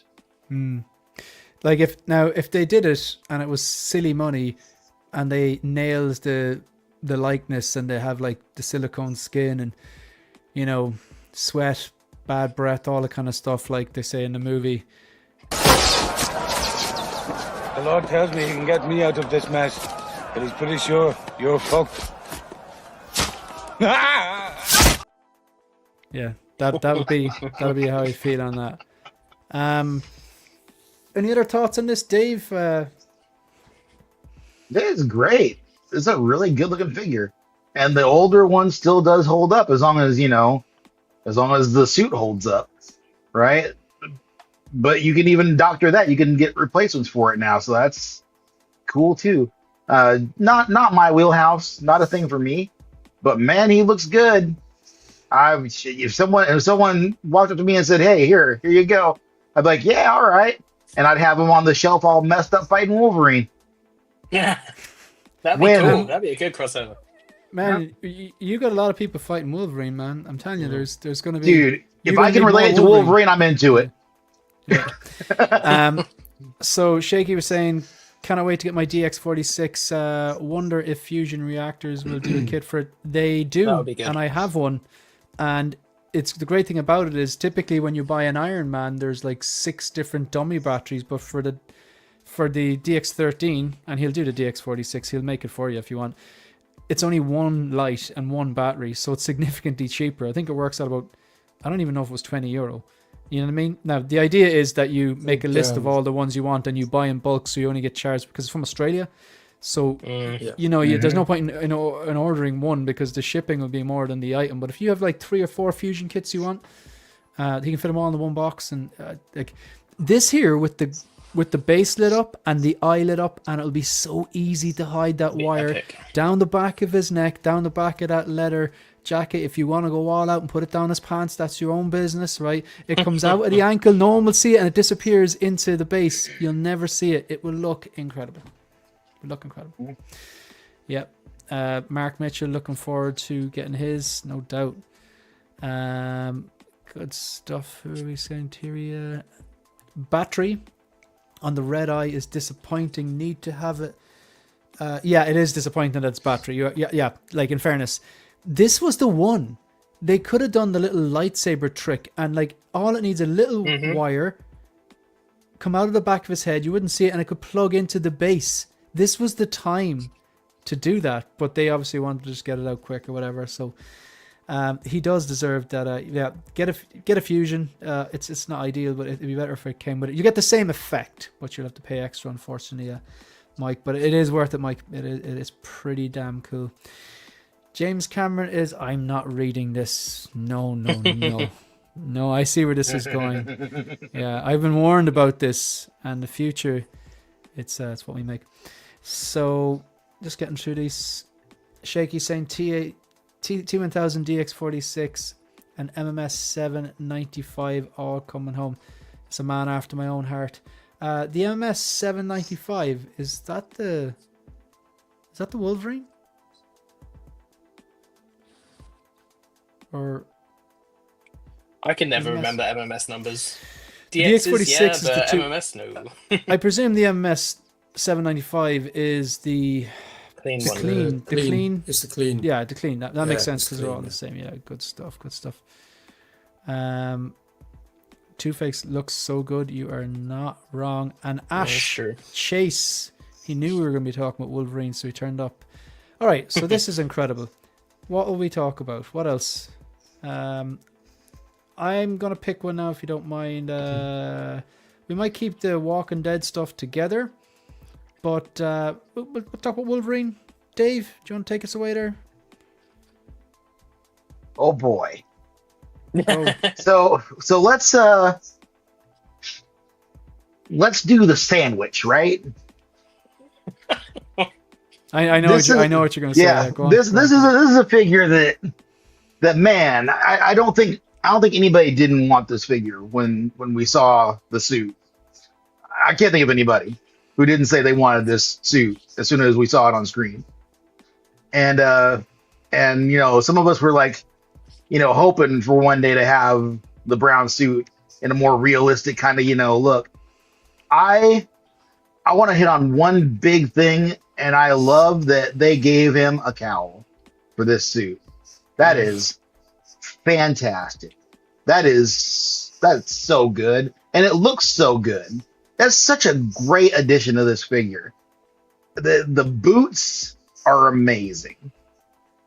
The boots. This is one time where Jay can be okay, I think, with the boots being an accessory. 1 second. Because they're good. Wait. They are good. Look at those. Look at those suckers. They look Real so good. comic book boots. Yeah. Oh yeah. Oh yeah. They look Nice. great. Yeah, he does suffer a little bit. He does suffer a little bit from the old hot toy shoulder. You know, they gave him the Yelena treatment. They gave her the flat shoulders with the giant, you know, 80s businesswoman shoulder pads. And like, the shoulders don't look great. Somebody, This is the one. This is the one. This is one. Yeah. You can really see it there. Before. It's like, Oh yeah. I'm Yeah. a strong, independent woman. Like it's a real. You can really see it here. You can really see it here. Ben mentioned that the head sculpt kind of looks like a crackhead, and I can't argue with that. And the lack of traps, leaving the longer neck, really doesn't help that at all. It's a good point. It definitely, you know, he looks like he's got a longer, thinner neck. He looks like I've seen this dude down the street from my house. And I'll tell you, God. like Why is that all so they needed funny? to do, that's hilarious. all they needed, stop it. All they needed to do was give Don't him zoom in on a the slope. teeth. You just give him a slope from the neck, you know, down a little bit, bulk those traps up, shave those shoulder pads down. Those are insane. Those things, they'll put an eye out. But man, it's like you took, okay, well, I'm not gonna say that, but it's like, you know, like this is he's wearing those 18-hour shoulder pads, you know what I'm saying?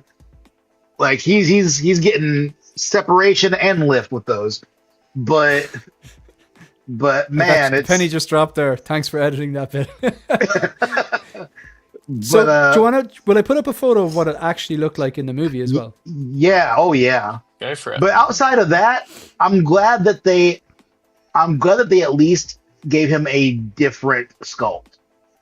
It's slight, but they at least did sculpt something new for this figure. I do wish that one of these, we got three different Hugh Jackmans with the short hair, you know, and not a single one of them has an unmasked rage face, and he really needs that. That's something that would have benefited at least one of these figures. Yeah, that's a great point. You made a point last night. I was listening to Ben Thomas' show Let's Get Nuts today on the replay, and you made a point that it's like, why don't they just give him the angry face? They keep missing the mark on that in the same way that when these Jokers come out from whatever company, there's not a laughing sculpt. It's a great point. It's like, Yeah. it's yeah. So would I be right in saying that, okay, I did my pre-order preview video on this. I've seen what it looks like in the comic books, but I'm not the biggest comic book guy. I'm not a comic book expert. I don't claim to be. I'm a movie guy. And I've seen the way it's drawn. I know it's drawn slightly different in different iterations, but yeah, it looks really cool.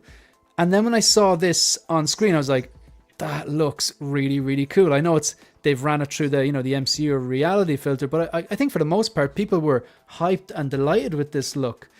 And then I think when it dropped, I was kind of so excited to do the video. Someone made a comment saying it looks nothing like it. And I kind of commented back on, really? It looks nothing like it? Are you sure you're not exaggerating? And I stand by that point. Absolutely stand by that point. Like, they've got, you know, the colors right. They've got, say, like, you know, the basic design of it right. But to be fair, yes, there are a few things which, going back and comparing them, the material is wrong. This looks more like a softer material, not like lycra or something like that, but it's more of a softer, it's almost like a foamy material. Whereas the material in the figures, it seems like it's like supposed to be some sort of a leather, like a Deadpool material. The shoulder pads are very, very high. And yeah, the chest is a lot bigger. This looks a bit more form-fitting. But like, okay, there, you can still see the shoulder pads, to be fair. They're just not as, I suppose, high. You can see more of his... Traps, yeah. He slopes down. They slope evenly. No, that is fair. That is absolutely fair. Yeah. But now, in their defense, this is, even with this guy, right? Even with this guy, it's not an easy thing to get in figure format, is these shoulders. Yeah. Because they're difficult to work with, right? Like, you can lift his arm up, and it's kind of, you know, it's all right, but then you bring it back down and it just gets stuck out like that. Yeah. And it's, you know, you can still work with it and make it fine, but like, it's a hard thing to adapt. Certainly, I'll grant them that. Is it one of these things that just don't translate from medium to medium? You know, I definitely it is, in that, and again, I gotta reference the Hono, because the way that it works in the comics and in the cartoons and stuff, you know, that's just like it's part of his arm. It moves with him. You know, it's just there, and you don't really think about the physics of things in comics and cartoons. And then when you got to put that in real life, I'm sure behind the scenes that thing was just all over the place. Like, I guarantee it didn't look as good as it did on, you know, in the theater. And this right here is a similar way, where you can't just move his arm any which way. You got to be cognizant of what this is going to do. And you got to really pay attention to that. You know, when you watch Batman the Animated Series, he looks like a giant triangle. Like, his jaw is huge, his shoulders are huge. You never really see his feet because it just kind of shrinks down. It's like he skipped leg day.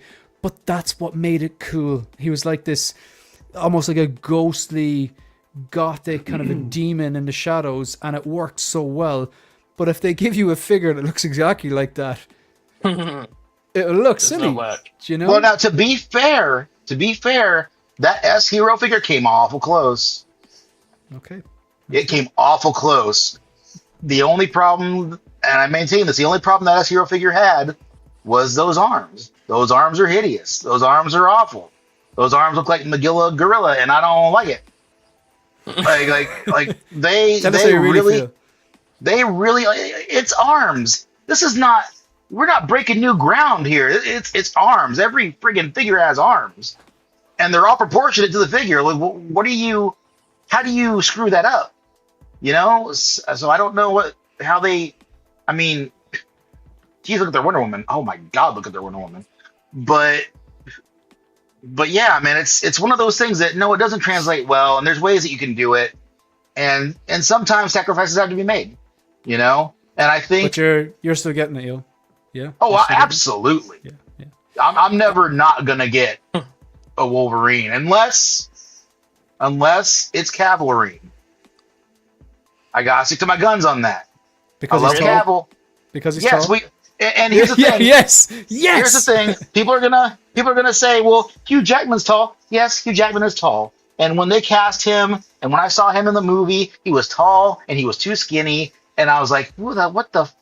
And I got over the whole it. too skinny thing didn't last that long, though. No, it didn't. No, it didn't. He became Wolverine over the course of those movies. Yeah, and you know what?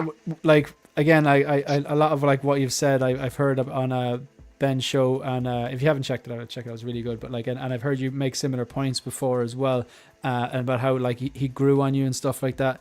But the when, like, I don't think the Fox X-Men movies are great.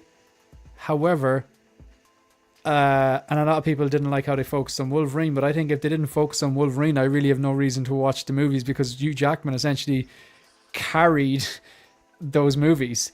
And Oh, I yeah. have to say, X2 has grown on me a lot. And also, when I went back to rewatch them, in X1, I was like, man, because I watched like Days of Future Past, and he's an absolute unit in it. It's like inspirational physiques, like for a man of his age. And then you watch him in X when he's fighting in the cage in the first X-Men. It's like he's in good shape, but it's like I saw a guy in the gym like that today. Do you know what I mean? Just not as hairy.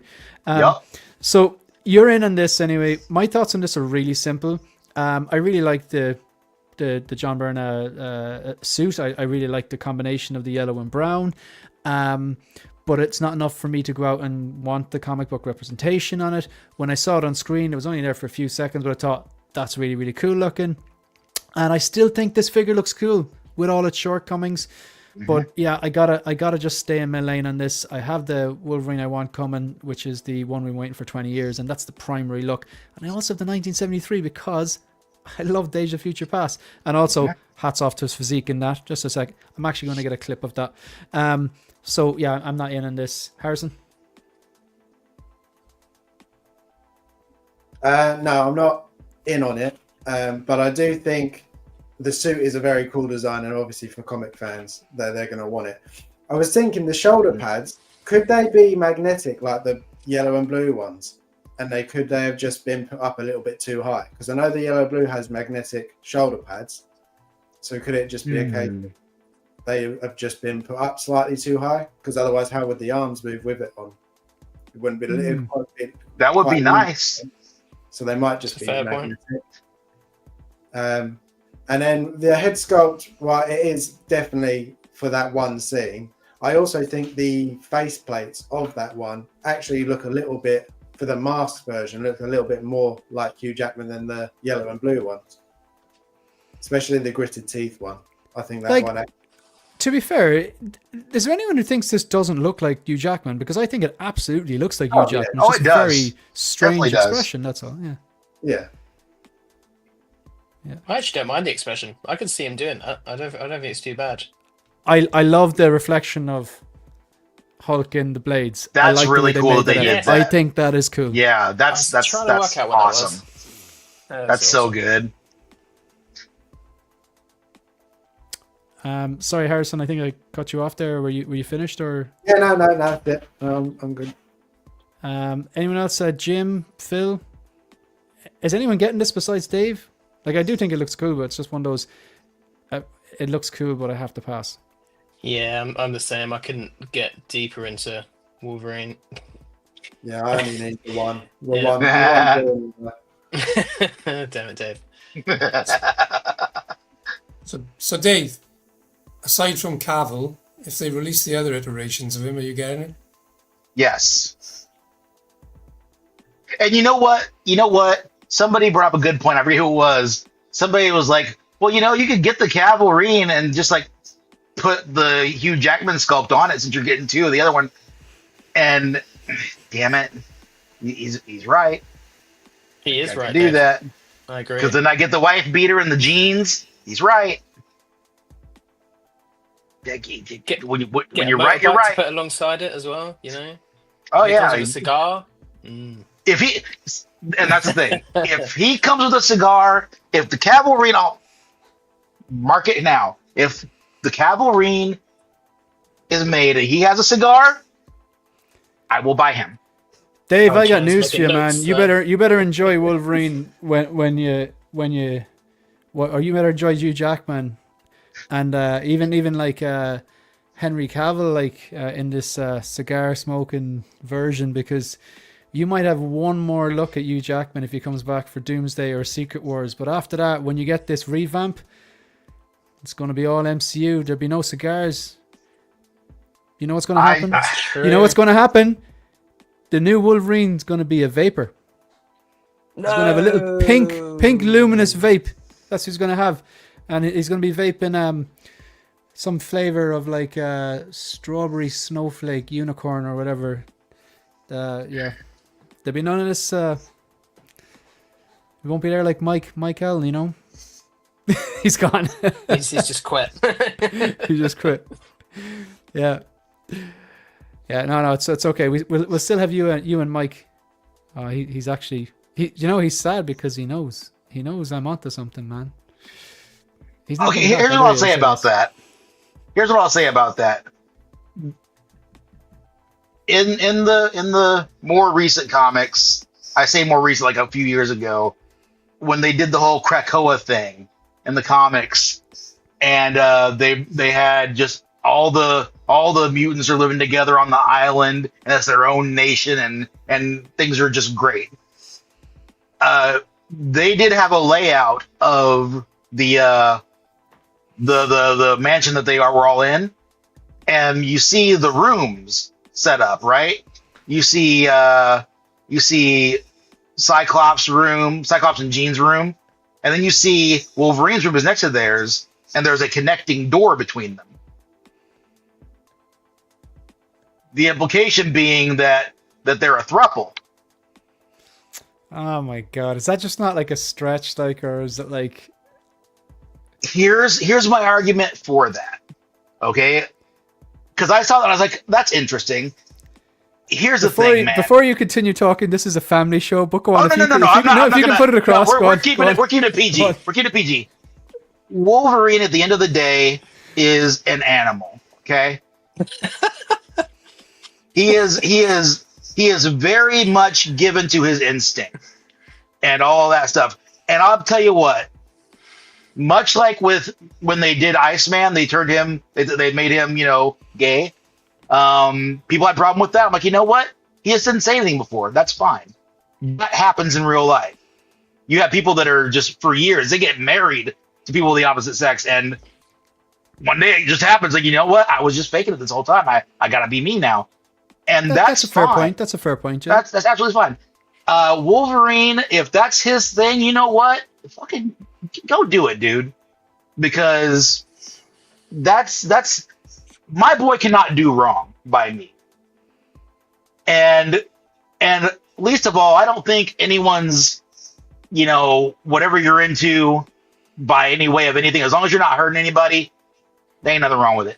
So I'm gonna let him have that. That's fair. That's fair. That. My counter to that would be like, at no point in any movie or like say comic books probably up to that was that kind of even a thing. It was, you know what I mean? What was it like? Sure. As in, Sure. And then suddenly they've kind of changed his sexuality or whatever, or that to me that's like, that doesn't make sense. Well, here's another thing too. Like, it's comics, retcons are always happening. Yeah. So there's that too. And also, when you look at it too, for a period of time, Wolverine was dead. And in the Krakoa era, you had a thing where Professor X basically would download everyone's psyche, right? And if a character would die, they had a certain conglomerate of mutants who, their powers combined, could rebirth that character again. It wouldn't be the same character. It's a whole new body and everything. But then they download that person's life and experiences from that up to that point into that body, and now it's a new character. But it's the same old guy, just not the same old guy. It's weird, and I'm not really sure how I feel about it. But that can be a thing where it's just a different person now. There's like 2 X-23s because of that. Because one got lost in some other realm. Why didn't it just call one X-24? It would be like so much easier to. Well, because there already was an X-24 and 25 and her sisters. Yeah, so it's a whole thing. We don't need to get into all that here. It's just too much for. X-23 2.0 is how Hot Toys does it. This is a good question. Stanley, who does Dave want to play Wolverine? It sounds like Elton John. I don't hate that idea. I don't hate the what's his name? The guy who played Elton John in the movie. See, that joke had levels. Taron Egerton. Yeah. I don't hate that idea at all. Mm-hmm. Look at the guy. I think he could bulk up. I think he could do it. I don't really care who it is. Given the right amount of steroids, trust me, anyone can bulk up. Yeah. Like, I don't care who it is, as long as they represent my boy. And as far as I'm concerned, we've had 25 years now of giant Wolverine. So is Warwick Davis tall enough? Short enough? Warwick Davis is just too... The guy that they had in the scene, the short King Wolverine, that guy, and I could not find an exact. I read somewhere that he was 4'10", which is significantly smaller. It's than... 5 inches shorter than Wolverine, who is 5'3". What about Daniel Radcliffe? Because I don't hate that either. Honestly, I don't hate that. Right. Yeah. Because what was that one movie he was in where he was all like, I never saw it, but I saw like a little bit of that scene. Kimbo? Harry Potter. That might be it. Kimbo. Harry Potter, yeah. But hey, one of those. You know what? Give the man a chance. Who thought Heath Ledger was going to do it, right? That's Who thought that's Ben true. Affleck was going to do it? I didn't. So I think anyone's fair game. I just want a proper representation of my boy. Like, he doesn't need to be a giant to be intimidating. He doesn't need to be a giant person to whoop your butt, If it's written correctly, like if the story is good, if the dialogue is good, if the actor can commit to delivering his lines correctly and the physical requirements and challenges that comes with a role like that, it can work. Like I'll go back to the example. If someone on paper said, right, you're going to go see a movie, it's called Guardians of the Galaxy, and it has a human, he's kind of a bit of a Chad, and then you've got this green girl, and then you've got this, it's a talking tree essentially, and then you got this guy, he's kind of like a WWE guy covered in tattoos, and he thinks he's invisible, but he's not. I was like, this sounds shit. But then you watch Guardians of the Galaxy, and it's like, this shouldn't work, but it absolutely does.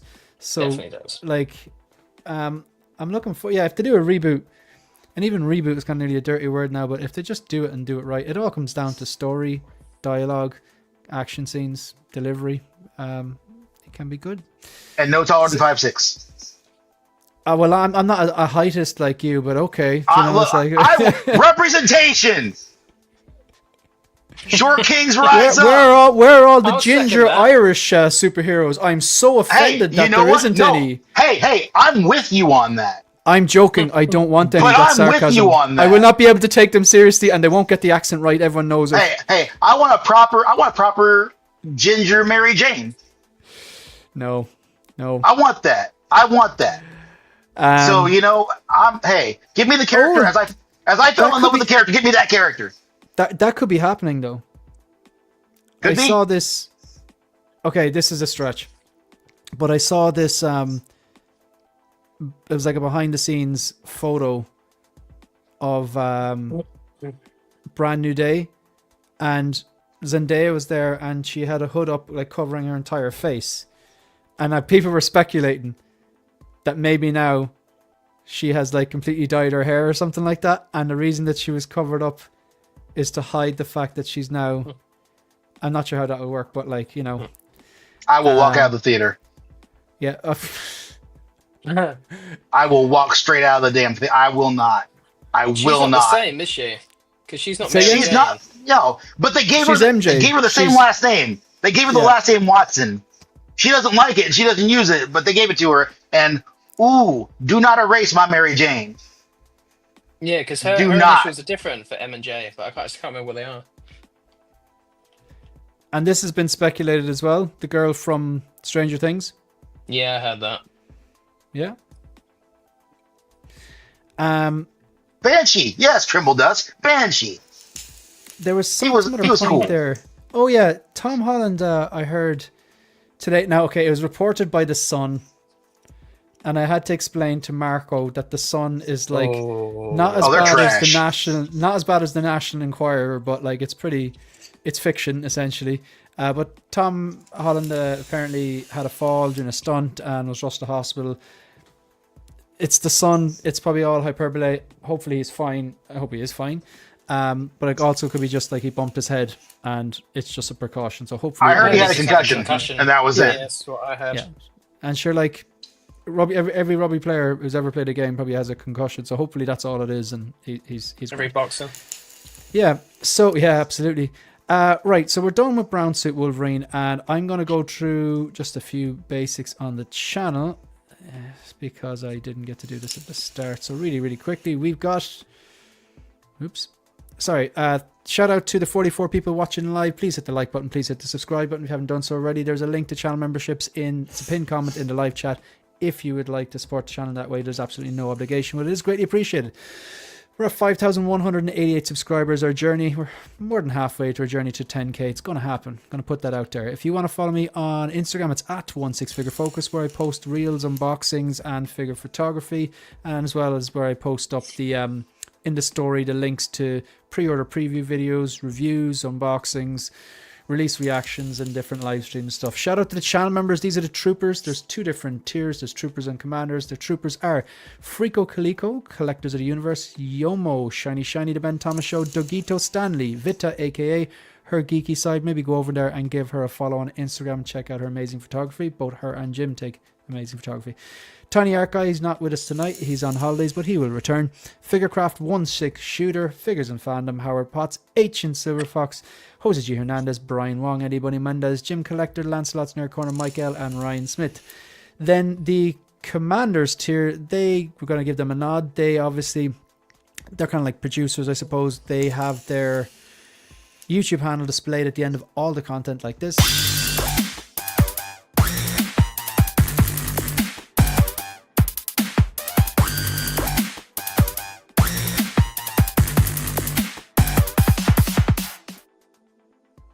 And rest in peace, Mark Mitchell. New videos on the channel. My thoughts on the Batwing, which should be, that's go. By the way, that Kickstarter, support the build, that is going live on the 25th. So that's this Thursday. John Byrne, Wolverine, Brownsuit, thoughts on that? I think you heard him live. Although, I think that after watching that video, I took a better look at the comparisons, and it's definitely a bit dated at this stage. And The Walking Dead. What do you want to do now, Phil? I'll stick with The Walking Dead, then we'll go Negan, please. Okay, why not? We'll probably do the two of these together. Yep. So you want to have a look at Negan. Negan has a second name. I did not realize until actually. I didn't know this either. No, man. It's such a generic one. Blew my mind. What was it, Negan Smith or something? Yeah. Yeah, it's like, just call him Smith, it's fine. This is $269, folks. That is pretty damn competitive. That's cheap. That's amazing. Yeah. That's insane. The Walking Dead figures, the two of them, both Rick Grimes and Negan Smith, they are good old Christian name. They're the two of them are available worldwide, so you can order directly from INART. And here's the thing: if you order the two of them, you get free shipping. And I think their shipping was. I remember their shipping being about €70, so you can get the two of them for I think $654. That's pretty impressive. But anyway, Phil, I'm gonna toggle through these photos. I think they're mixed up, but I'll just keep with the Negan ones. Give us your thoughts. Yeah, I mean, absolutely incredible looking figures, both of them. I wasn't keen on the one of the photographs of Negan, looked a bit AI'd originally, but that pose there is. Yeah, that's the stereotypical I'm gonna smash a skeleton pose. But I may that was the scary thing about him. He was so scary, but he was so calm, and he was charming. He was likable. But yeah, they just turned. Some of the best episodes of The Walking Dead, in my opinion. 100%. Fantastic. I think when he started going a bit soft further on in the seasons, that's when I started because it was completely unrealistic. Yeah, I get it's The Walking Dead. I get it, but like, he smashed up Glenn in front of Maggie. They're not going to become besties. They're not going to be. No. It's just never going to happen. No. One of the things The Walking Dead did really well, like, I remember watching the show going, man, this is really good.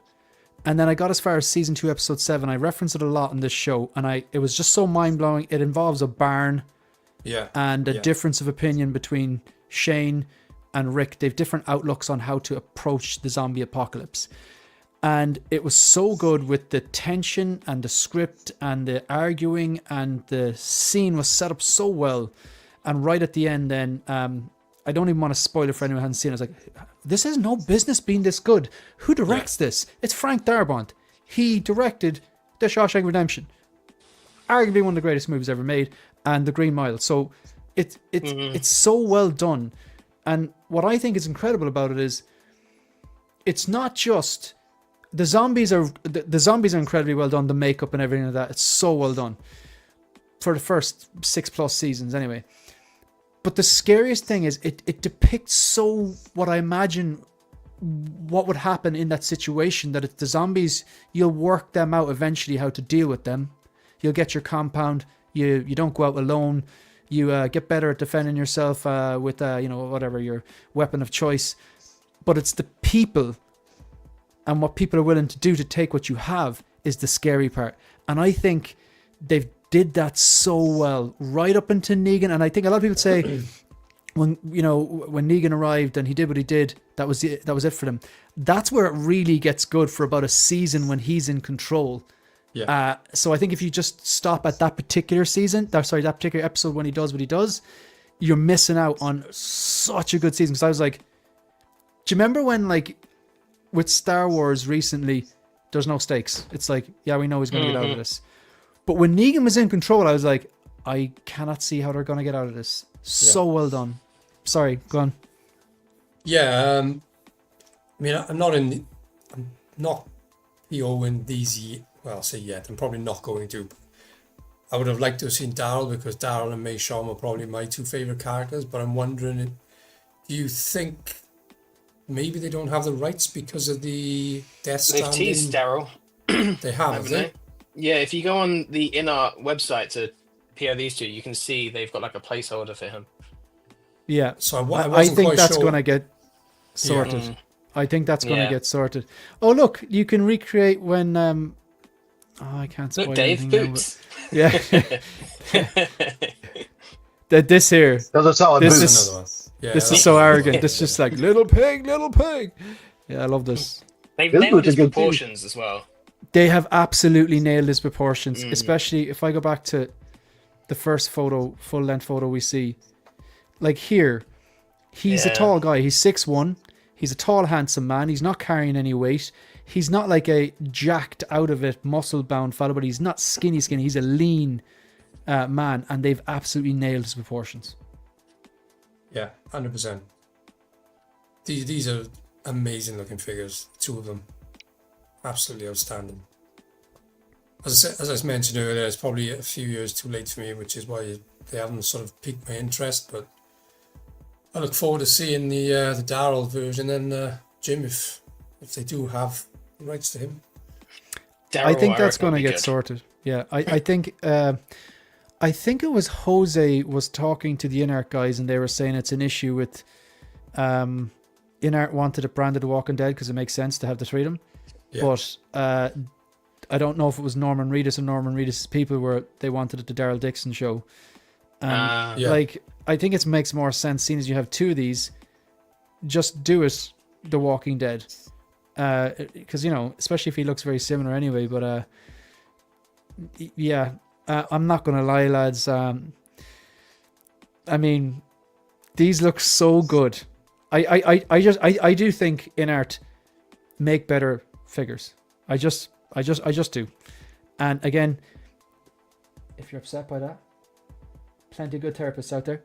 But like, I do think that they do make better figures. And I have Hot Toys figures as well. And the Hot Toys Iron Man, the engineering of them is fantastic and all that. But these are so goddamn incredible.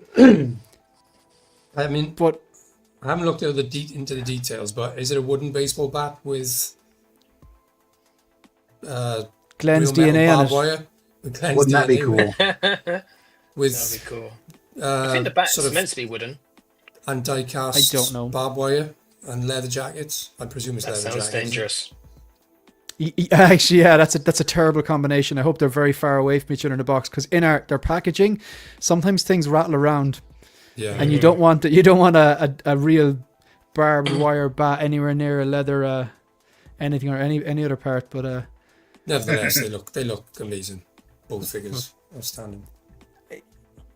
they just look like people. Yeah, Sorry, I just want to get the other pictures of Negan here. I'm not going to lie, folks. I was tempted, and then I heard about the free shipping if you ordered the two of them, and that might be just enough just to push me, because I mightn't even need Daryl then, to be honest. I think you have essentially the light side and the dark side. You have the essentially a good guy yeah, and the good bad call. guy. Yeah. And is he the good guy? And is this guy the bad guy? Because Rick did actually organize an assault on their compound, which again makes you think, have I just been watching the bad guy the whole time? But you know Rick's not a bad guy. He's just trying to protect his people. But I'm sure Negan was trying to protect his people as well. But when he so nonchalantly did what he did, you kind of hate him, but you love to. Yeah. And that's what's great about the show. That is the show's selling point. Yeah, that's a good point. Especially because Rick at that point is like his peak. You know, you've been watching him for seasons and he's peak like Rick. Infallible. And you got peak Rick, and then Negan comes and he just messes his stuff up. And I remember watching that scene, I was just shook by it. I was like, this is insane. Because part of me went like, you know, Rick, you flew too close to the sun there. Mm-hmm. You should have maybe held back and kind of. But his logic was, how many times did he hold back? Yeah. He was like that guy. He's like, oh, you know when Rick's gonna get here, he's gonna have a plan. He's gonna sort everything out, and it will be golden. And then this is the one time it didn't happen. It's like Red Wedding levels, that episode. Yeah, and people I saw a lot of people over the last few days saying that like they got annoyed when come on, we're well past the spoilers, aren't we now, lads, aren't we? Mm-hmm. When Glenn got killed, they were like they were annoyed, you know, and it was like, but that's a sign, I think, of confident writing in the same way that the Red Wedding, with all these amazing characters that you just fall in love with, and then bang, they're gone because he's confident enough to write more. Like, I think this is happening, guys. I think I'm going to get the Tooties. It's if they turn out like this, which in our pretty good track record, I reckon. Yeah. Is anyone else in the panel interested in one or either of these? I know Dave isn't. Jim, where are you at? Too little, too late? I don't know. Sure. I would have said yes, like Phil, but the figures are kind of bringing it back to me. I'm just thinking of everything else that's coming out. If I was to get these, as much as I love Negan and just Jeffrey D. Morgan in general, I'd probably get Rick of the two. Although I think Negan's almost the better figure. But I would probably get Rick, just because Rick was, he was my best. I think if I had to get one, I might be. I think Negan is. You have to get the other one. I think Negan is nearly more. I think he's the more interesting visually. More interesting visually, but also maybe he's like the Darth Vader of The Walking Dead. With all these zombies, he's the most evil threat, or was at one point. You know what I mean? And it's $269, but then you don't get the free shipping unless you go through someone else who offers you free shipping or whatever. Like so. $269. I can't believe it's that cheap. I assumed free. Yeah. 300 plus, easy. Yeah. Especially for Rick. Is Rick more expensive because of the rooted hair? Yeah, it is. It is. Yeah. No, we can get the it. prices up there.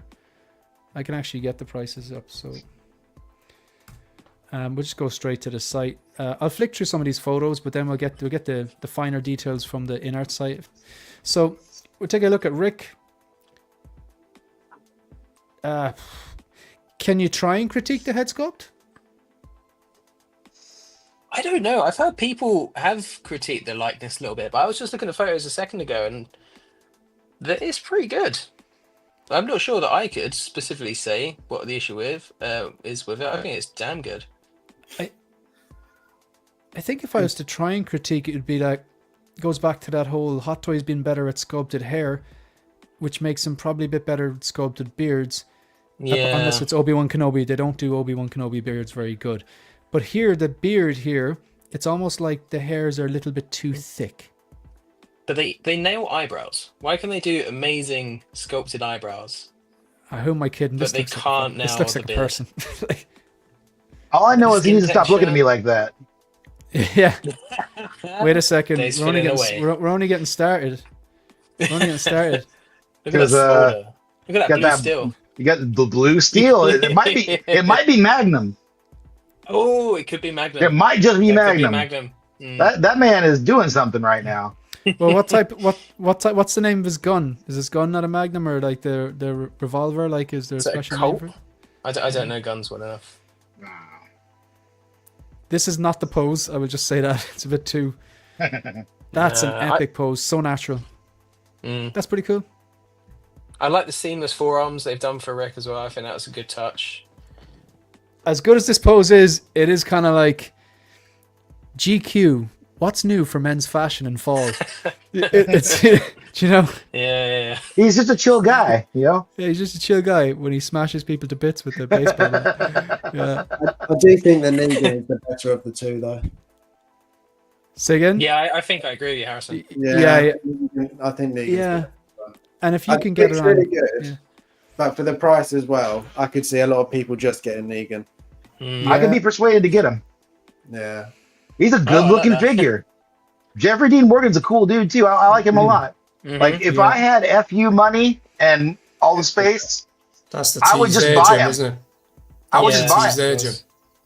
The tease here. Yeah, there's Norman Reedus in the background there, isn't it? Yeah, hair looks good. Just as I dirty as also in the really show. like how Rick's hair is rooted, but also a bit sculpted on the sides, but it blends so well you don't notice. It does, yeah. Jeffrey Dean Morgan, you're right, Dave. Like, he was great as comedian. He was in Watchmen, good film. He was in. There's a show called The Good Wife. I'm not recommending that, but he was cool in it. He was in. He was the dad, wasn't he? He was Thomas Wayne. He was Thomas Wayne. Yeah. Jensen Ackles as well. The two brothers. Oh yeah. And what's the name of that show? Supernatural. That's the one. Yeah. He's the dad, isn't he? Man, He'd have made a good Thomas Wayne Batman from Flashpoint. Yeah. It's just, this is so funny. It's like an obligatory arse shot. Like it's the flattest butt I've seen in a long time. Do you know what? Like that's one thing. These 1/6 him. scale companies need to like make anatomically correct butts. They do. Then again, he was probably starving. It's a zombie apocalypse, like, you know. I mean, that's period and location accurate. Like, That's what? there's a lot of folks that wear clothes like that live around here. They got no butt. I'm just saying. Okay, so I'm just saying. Andrew Lincoln doesn't have a butt. I mean, it could be the case.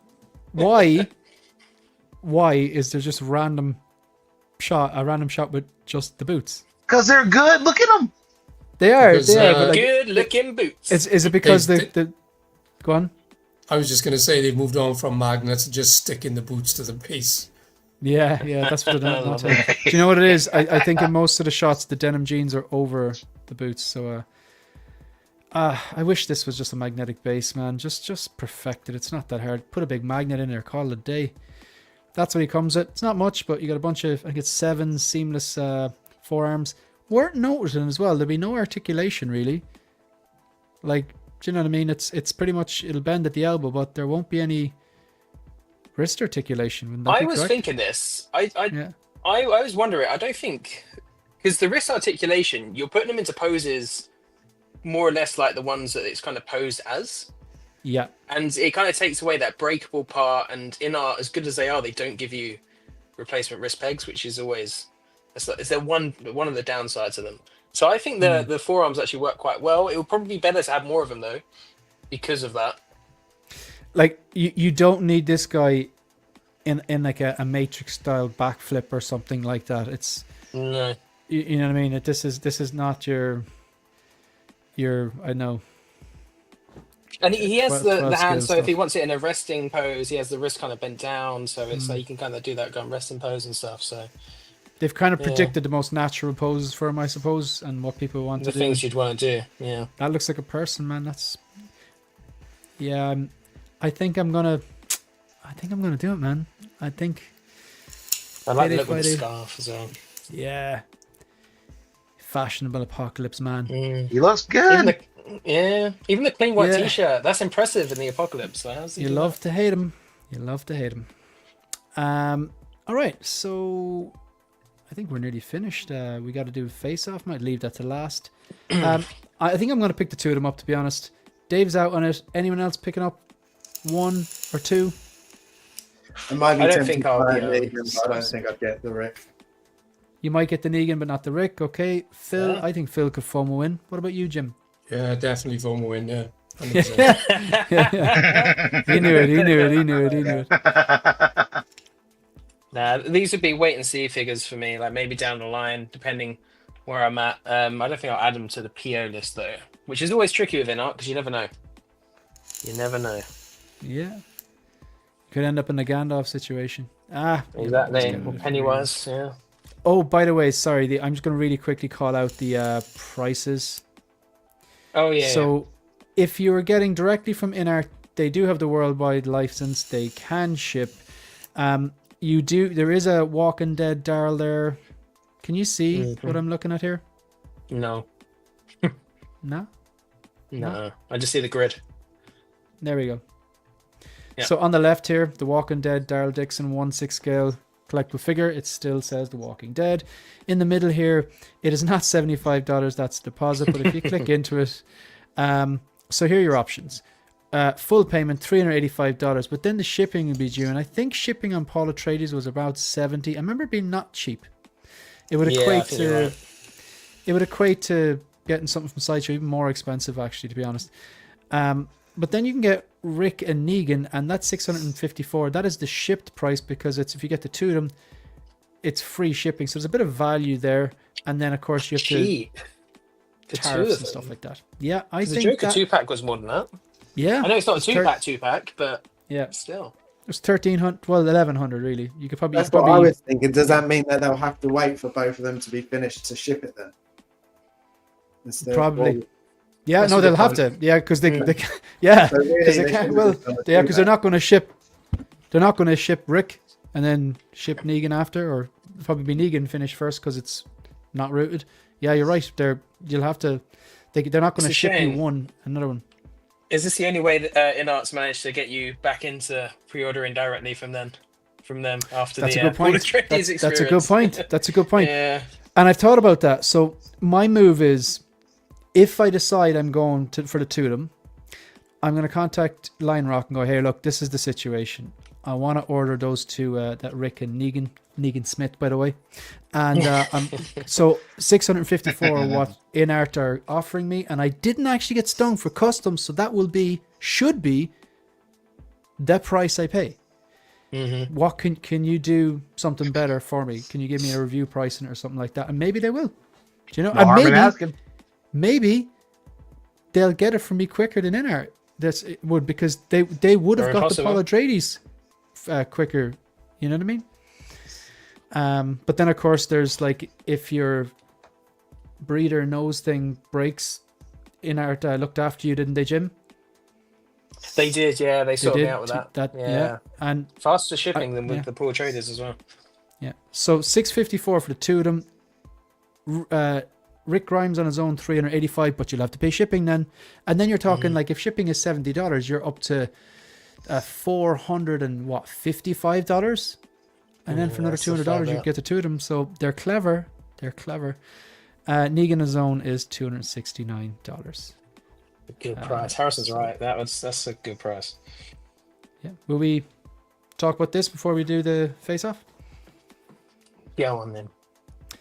I like it. I'm getting it. I love it. Those glasses ain't it. No. They can't do glasses recently, can they? They can't seem to. No, the Bond ones were.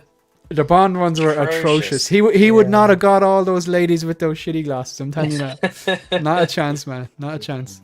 He's bloody 006. I don't know. He's just. I can't think of a good joke, but like, you know, he good one. 003.5. I don't know.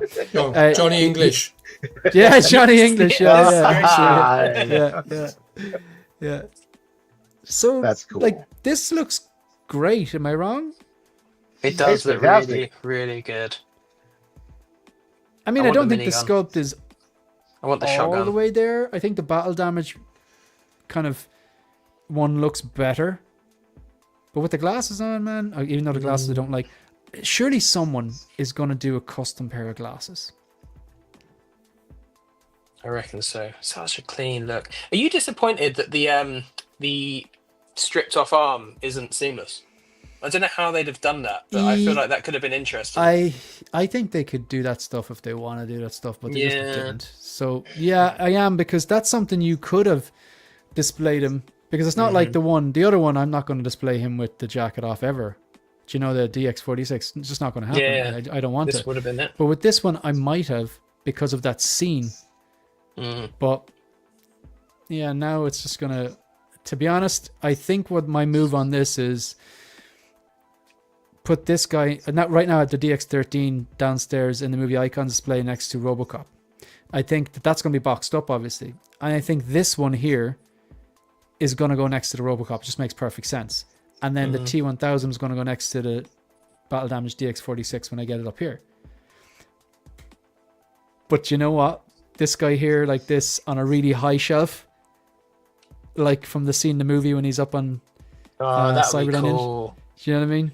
That would be nice.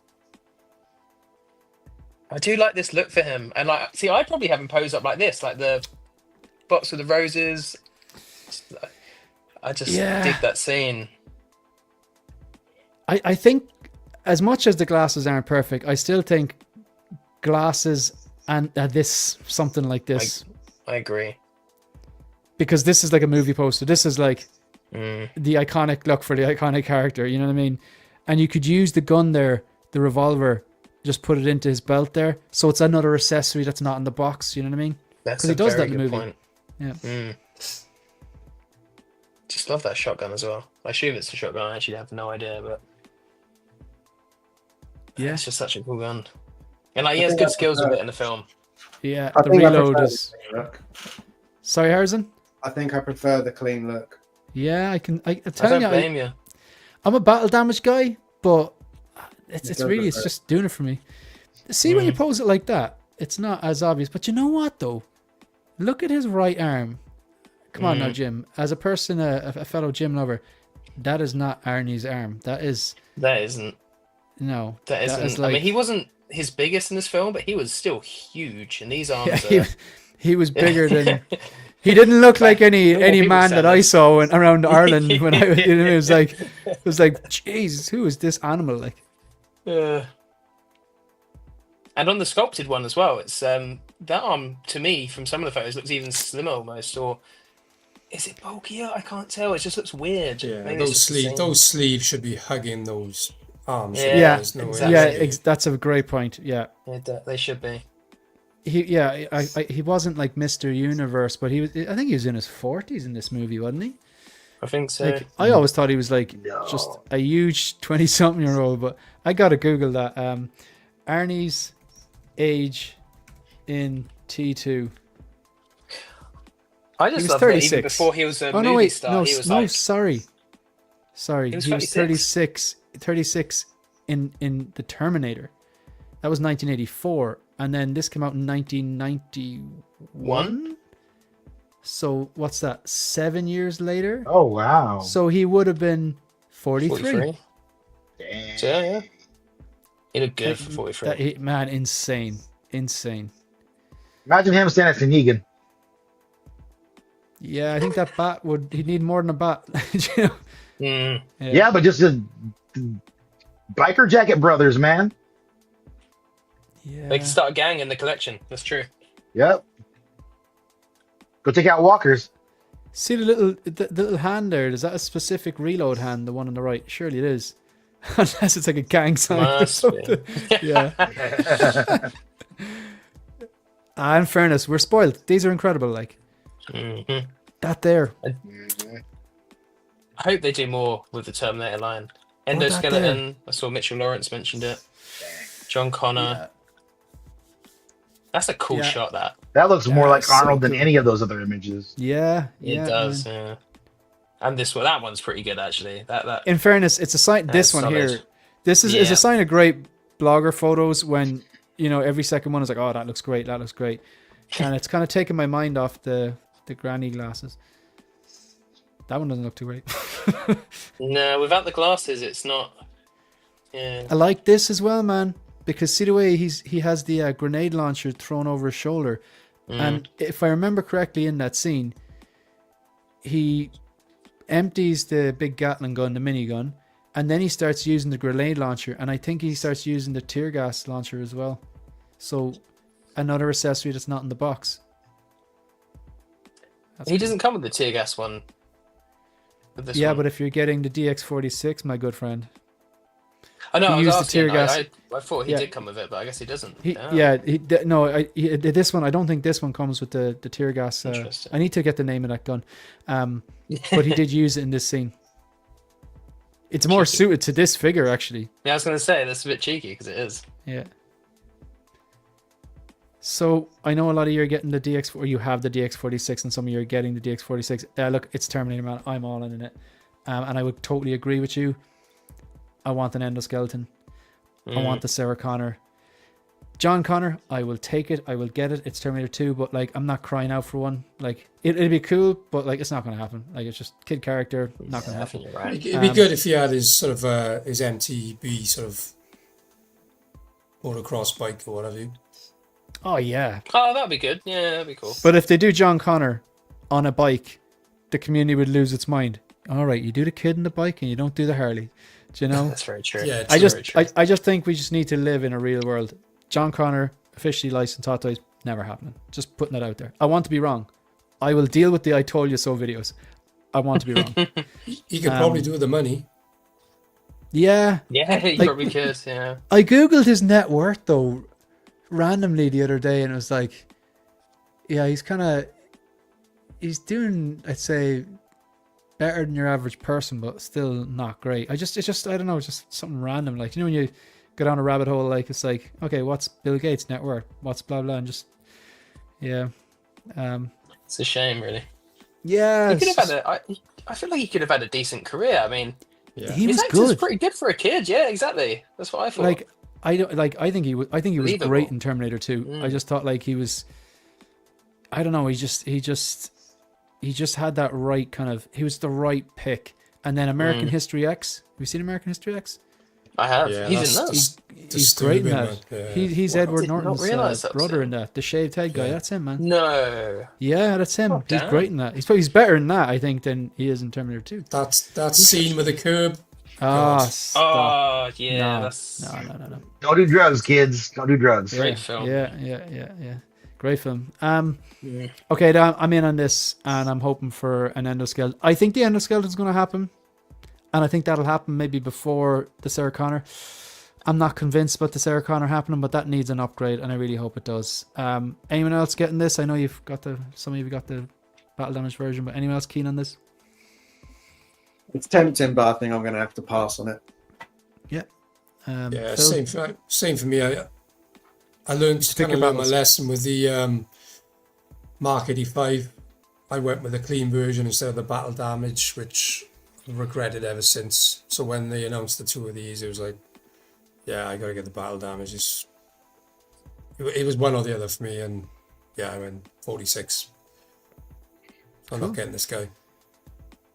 Yeah, I'm hyped. I was really looking forward to this show, guys. I actually really enjoyed tonight. This is just these movies, these figures from these movies, they don't come around that often. Like, you know, your Alien, your Predator, your Terminator, your Robocop, and it's just, we've been spoiled recently, and I'm really, really appreciative. I know we can nitpick stuff like that the thread on the T-1000 is not their best work, or the hands are too big, but like at the end of the day, you pose it up right on your shelf, it's going to look incredible. I'm very, very grateful for these, and I'm just in my element now, to be honest. These pictures are making me want this figure. I'm telling you, well, you're in the wrong place if you don't want to be phone mode or encouraged here. So These pictures look too good, man. so good. Can we, any closing thoughts there before we move on to face off? I think that's the last thing I'm gonna do. Cool. All right. Face So off. I'll get rid of this, and we will organize this. So we'll put Phil in the middle.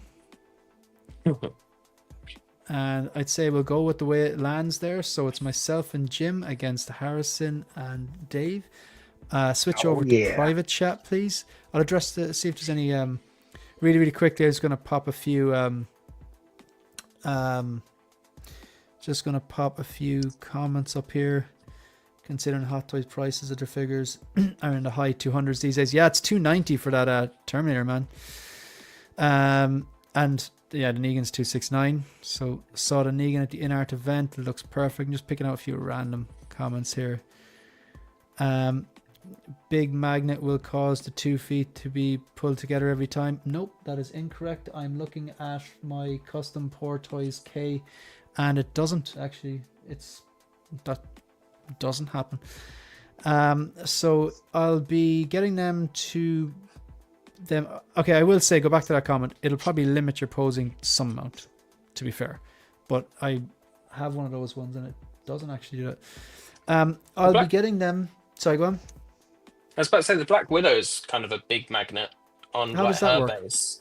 It doesn't pull the feet together, like it just kind of place it. At least that's how it seems, as far as I can tell. The magnet seems to be kind of throughout. Like it's like a rectangle on the base, is from what I can tell. And I didn't have that issue. I could be wrong, I haven't taken it apart, but from what I can see, it's just like a rectangular magnet. And it kind of works quite well. There was one, I think the proto ones, were they a bit more curved down? They looked a bit more like Driving Miss Daisy or something like that, like just like a granny glasses. But they said they've improved the shades. The sculpt looks better than the DX46. I don't know, man. I'd have to get the two of them in hand to put next to each other to actually see. Shaky's not happy with the the tailoring and lapels. What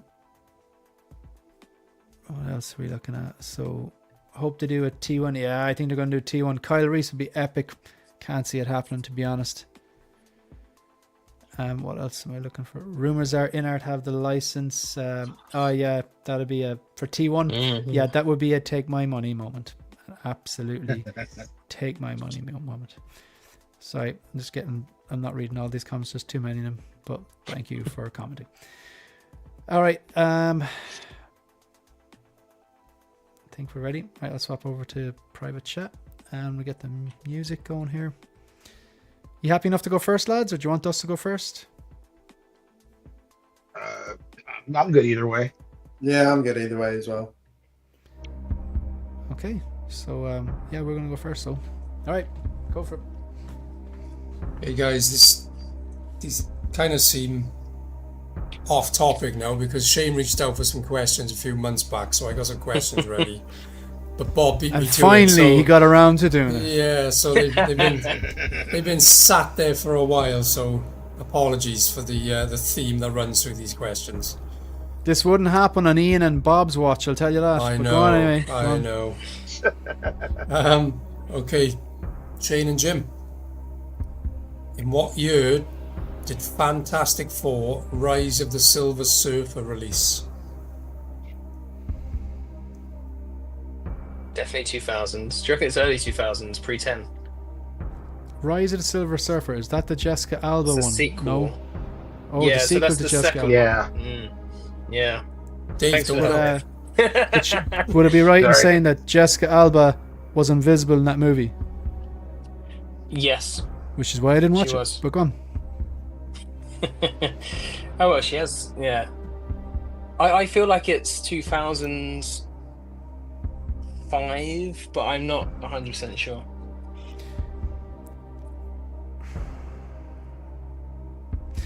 I think it came out when I was in college. Mm. And I remember watching Honey, which stars Jessica Alba, and she's not Favourite invisible in film. that. Yeah, great film. That's a massive. That's a 5-star masterpiece. The choreography, man, amazing. But I'd rather watch that than either the Fantastic Fours. But I reckon go with your 2005, unless you have a better idea. I'm out on this one. I can't help you. Nah, that's the only thing I can think. It's been a long time since I watched it. So Yeah. yeah, Shoot with 2005. lock it in. 2005. Final answer? Yeah. 2007. Fair play, Jim. wow. You're on the right track. You're on the right Yeah. track. Close to You're it. on the right track. Very close. Okay. Harrison, Dave. In what year did the Fantastic Four starring Ewan Griffith release? Starring who? Yeah. Ewan Griffith. I have no idea. What the fuck, man? I don't Sorry. know that guy's name. I only know there is. I don't know who the hell that guy is. He could be in the first Fantastic Four movie with Jessica Alba. Maybe he's somebody who's just not any important. You just picked a weird name and like, here you go. But He's a Welsh also, boy. but He's a also, Welsh boy. there's that crap Fantastic Four movie that they made in like the 80s or the 90s that never got released at all. So it could be a trick question. Your guess is as good as mine. I have no idea of this. I don't even know if it was which decade that was in. Because there's the Jessica Alba ones, famously just Jessica Alba, and then there's no. There's the crap one that nobody likes that did get released. The Fanforstic one. I didn't even know there was another Fantastic Four. With Miles Teller, you're not missing anything.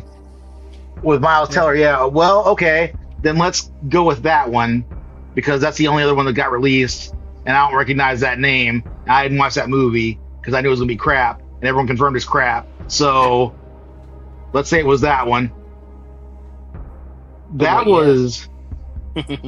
I want to say that was 2016, 2015. One of those 2 years, I want to say.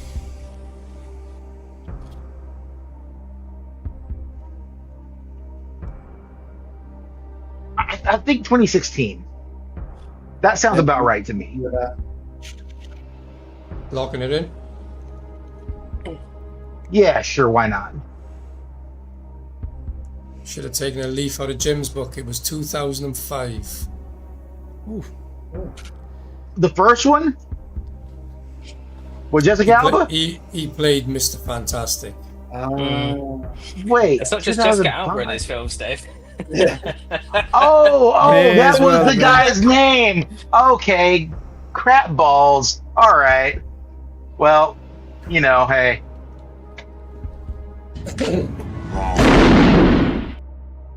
I would have guessed 2004 for that movie, so I would have been wrong either way. I thought Phil was being diabolical, and that was the name of the actor that played the Silver Surfer, and he was just trying to throw everyone off. Oh God. Sorry, guys. Yeah.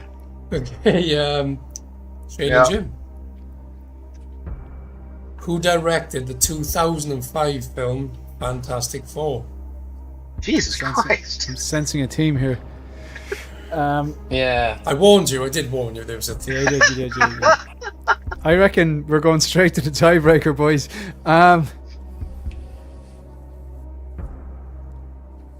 you know what? I What was feel the- like I what was the- researched this before. What was the year? What year did you give there? 2005. All right, So so that's the first one. that's the first Jessica Alba one then. The only Jessica Alba, the only yeah. director in 2005. And it wasn't Jessica Alba. Are you sure? I feel like this.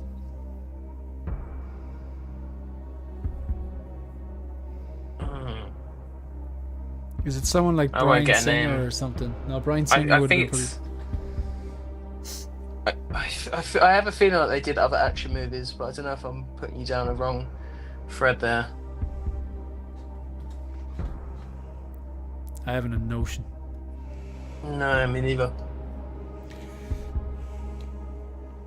I wish I was a bit more morally compromised and I just Google this and pretend like I didn't.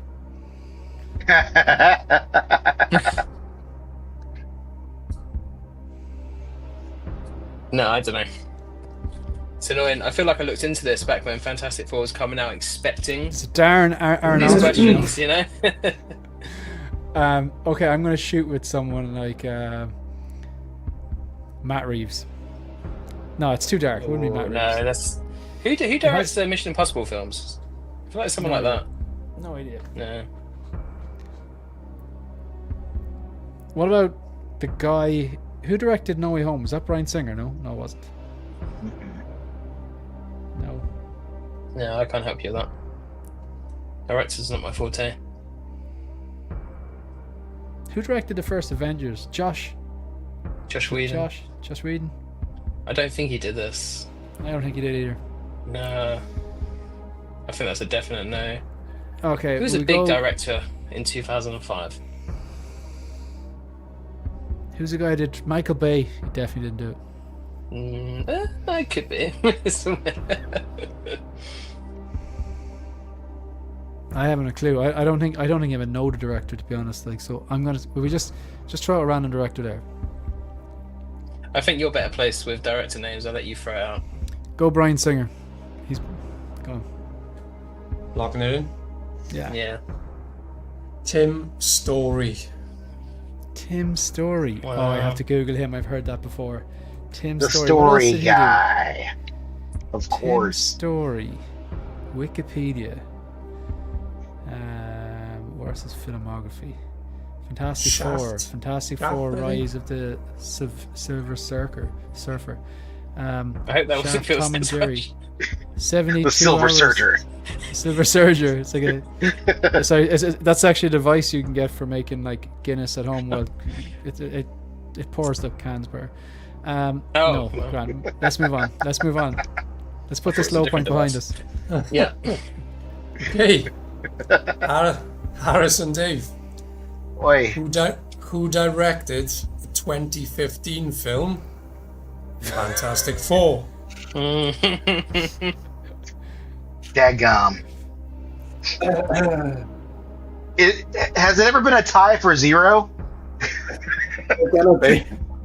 There's a tiebreaker. There is a tiebreaker at the end. Oi. There- He's going to give us the name of a celebrity. It'll probably be Jessica Alba, and then we've got to guess her. We've got to guess her age, and the nearest one wins. Like, Damn, that so- was a good call. I should have done that.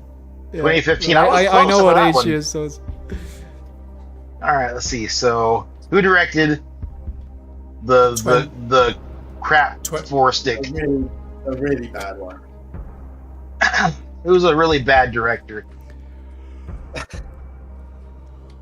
Shane Jordan, hurry up. I don't know directors, man. I don't care about that crap. Let's see. What's his name? What's his name? The guy who fled the country. He wears the glasses. He's dorky. He married his stepdaughter or some crud.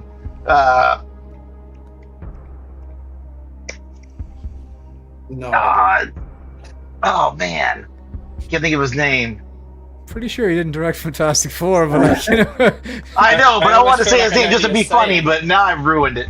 Let's see here. Just say Martin Scorsese so we can get on with our lives, Yeah, or pick someone you actually think might have a hope. I of. have no. I've literally watched that film once and I don't. I'm gonna say Mel Gibson.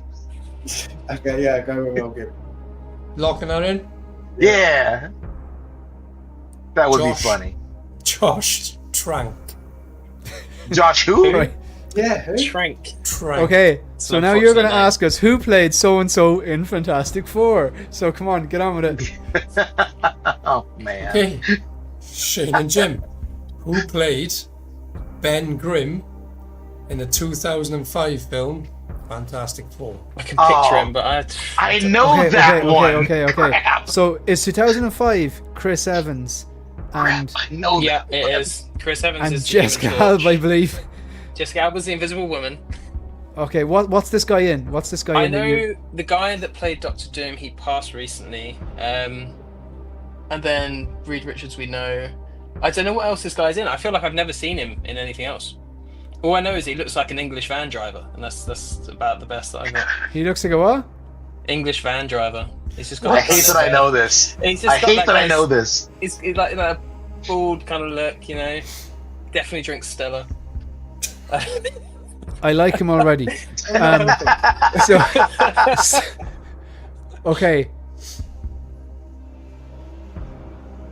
Oh, do you know if he was in anything else, or was he? I don't Is he know. tall? Is he small? Is he bald? Is he? I don't think he's that tall, to be honest. He's shorter than Chris Evans. And he plays Where is the he on Thing, a and scale that's- from Short King Wolverine to Hugh Jackman? I'd say maybe he's like 5'10". 5'9". All right, okay. Yeah. He's kind of gruff. I almost feel like there's Andrew in his name. Andrew Garfield. Final answer. No. Or is it Parsons? Andrew Lincoln. Something Parsons? Andrew Parsons? Nah. Andrew Parsons? Let's go with Andrew Parsons, because I Yeah. don't know. I don't know, no. Final answer. Phil, Yeah. is it Andrew Parsons? If I said he was in a TV show called The Shield, would that jog anyone's memory? No. Michael Chiklis. Was he in The Wire as well? Michael Chiklis. Yeah. Michael No. Chiklis. Michael I don't know. Chiklis. I know. I need to Google this guy. I hate that I knew that. He was in The Shield. We should have gone first. Michael Chiklis.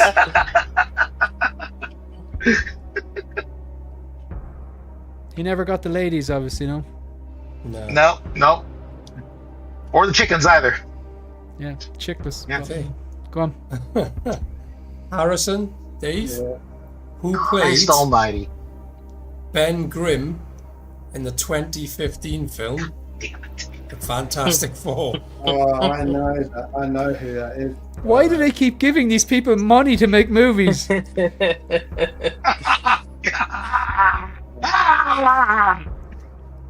on, Harrison. You got this. He was I- in Jumper as well, wasn't he? Was he? Yeah. I don't know what the guy even looks like. I never watched it. That guy. Which guy was he in Jumper? He was the other jumper that he finds that has the cave. I'm pretty sure it's that. Oh shit, I don't remember that movie well enough to know who that was. I suppose so. Oh no. If this show doesn't end quickly, I'm going to be the jumper. You would do. I feel like I need to clip that sound you just made. I've given up all chance at inner peace.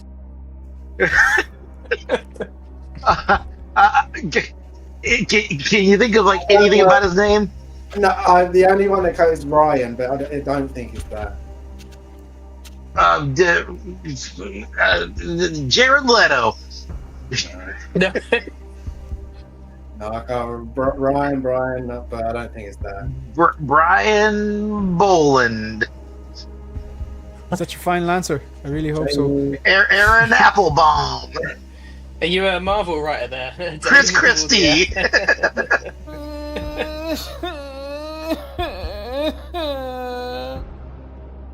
John Cena. Please, That's just him. decide an answer. No, nothing? Anything. No. Okay, John Cena. Yeah, Final answer. Jamie? No? I have no idea. John Cena, the final answer? Yeah.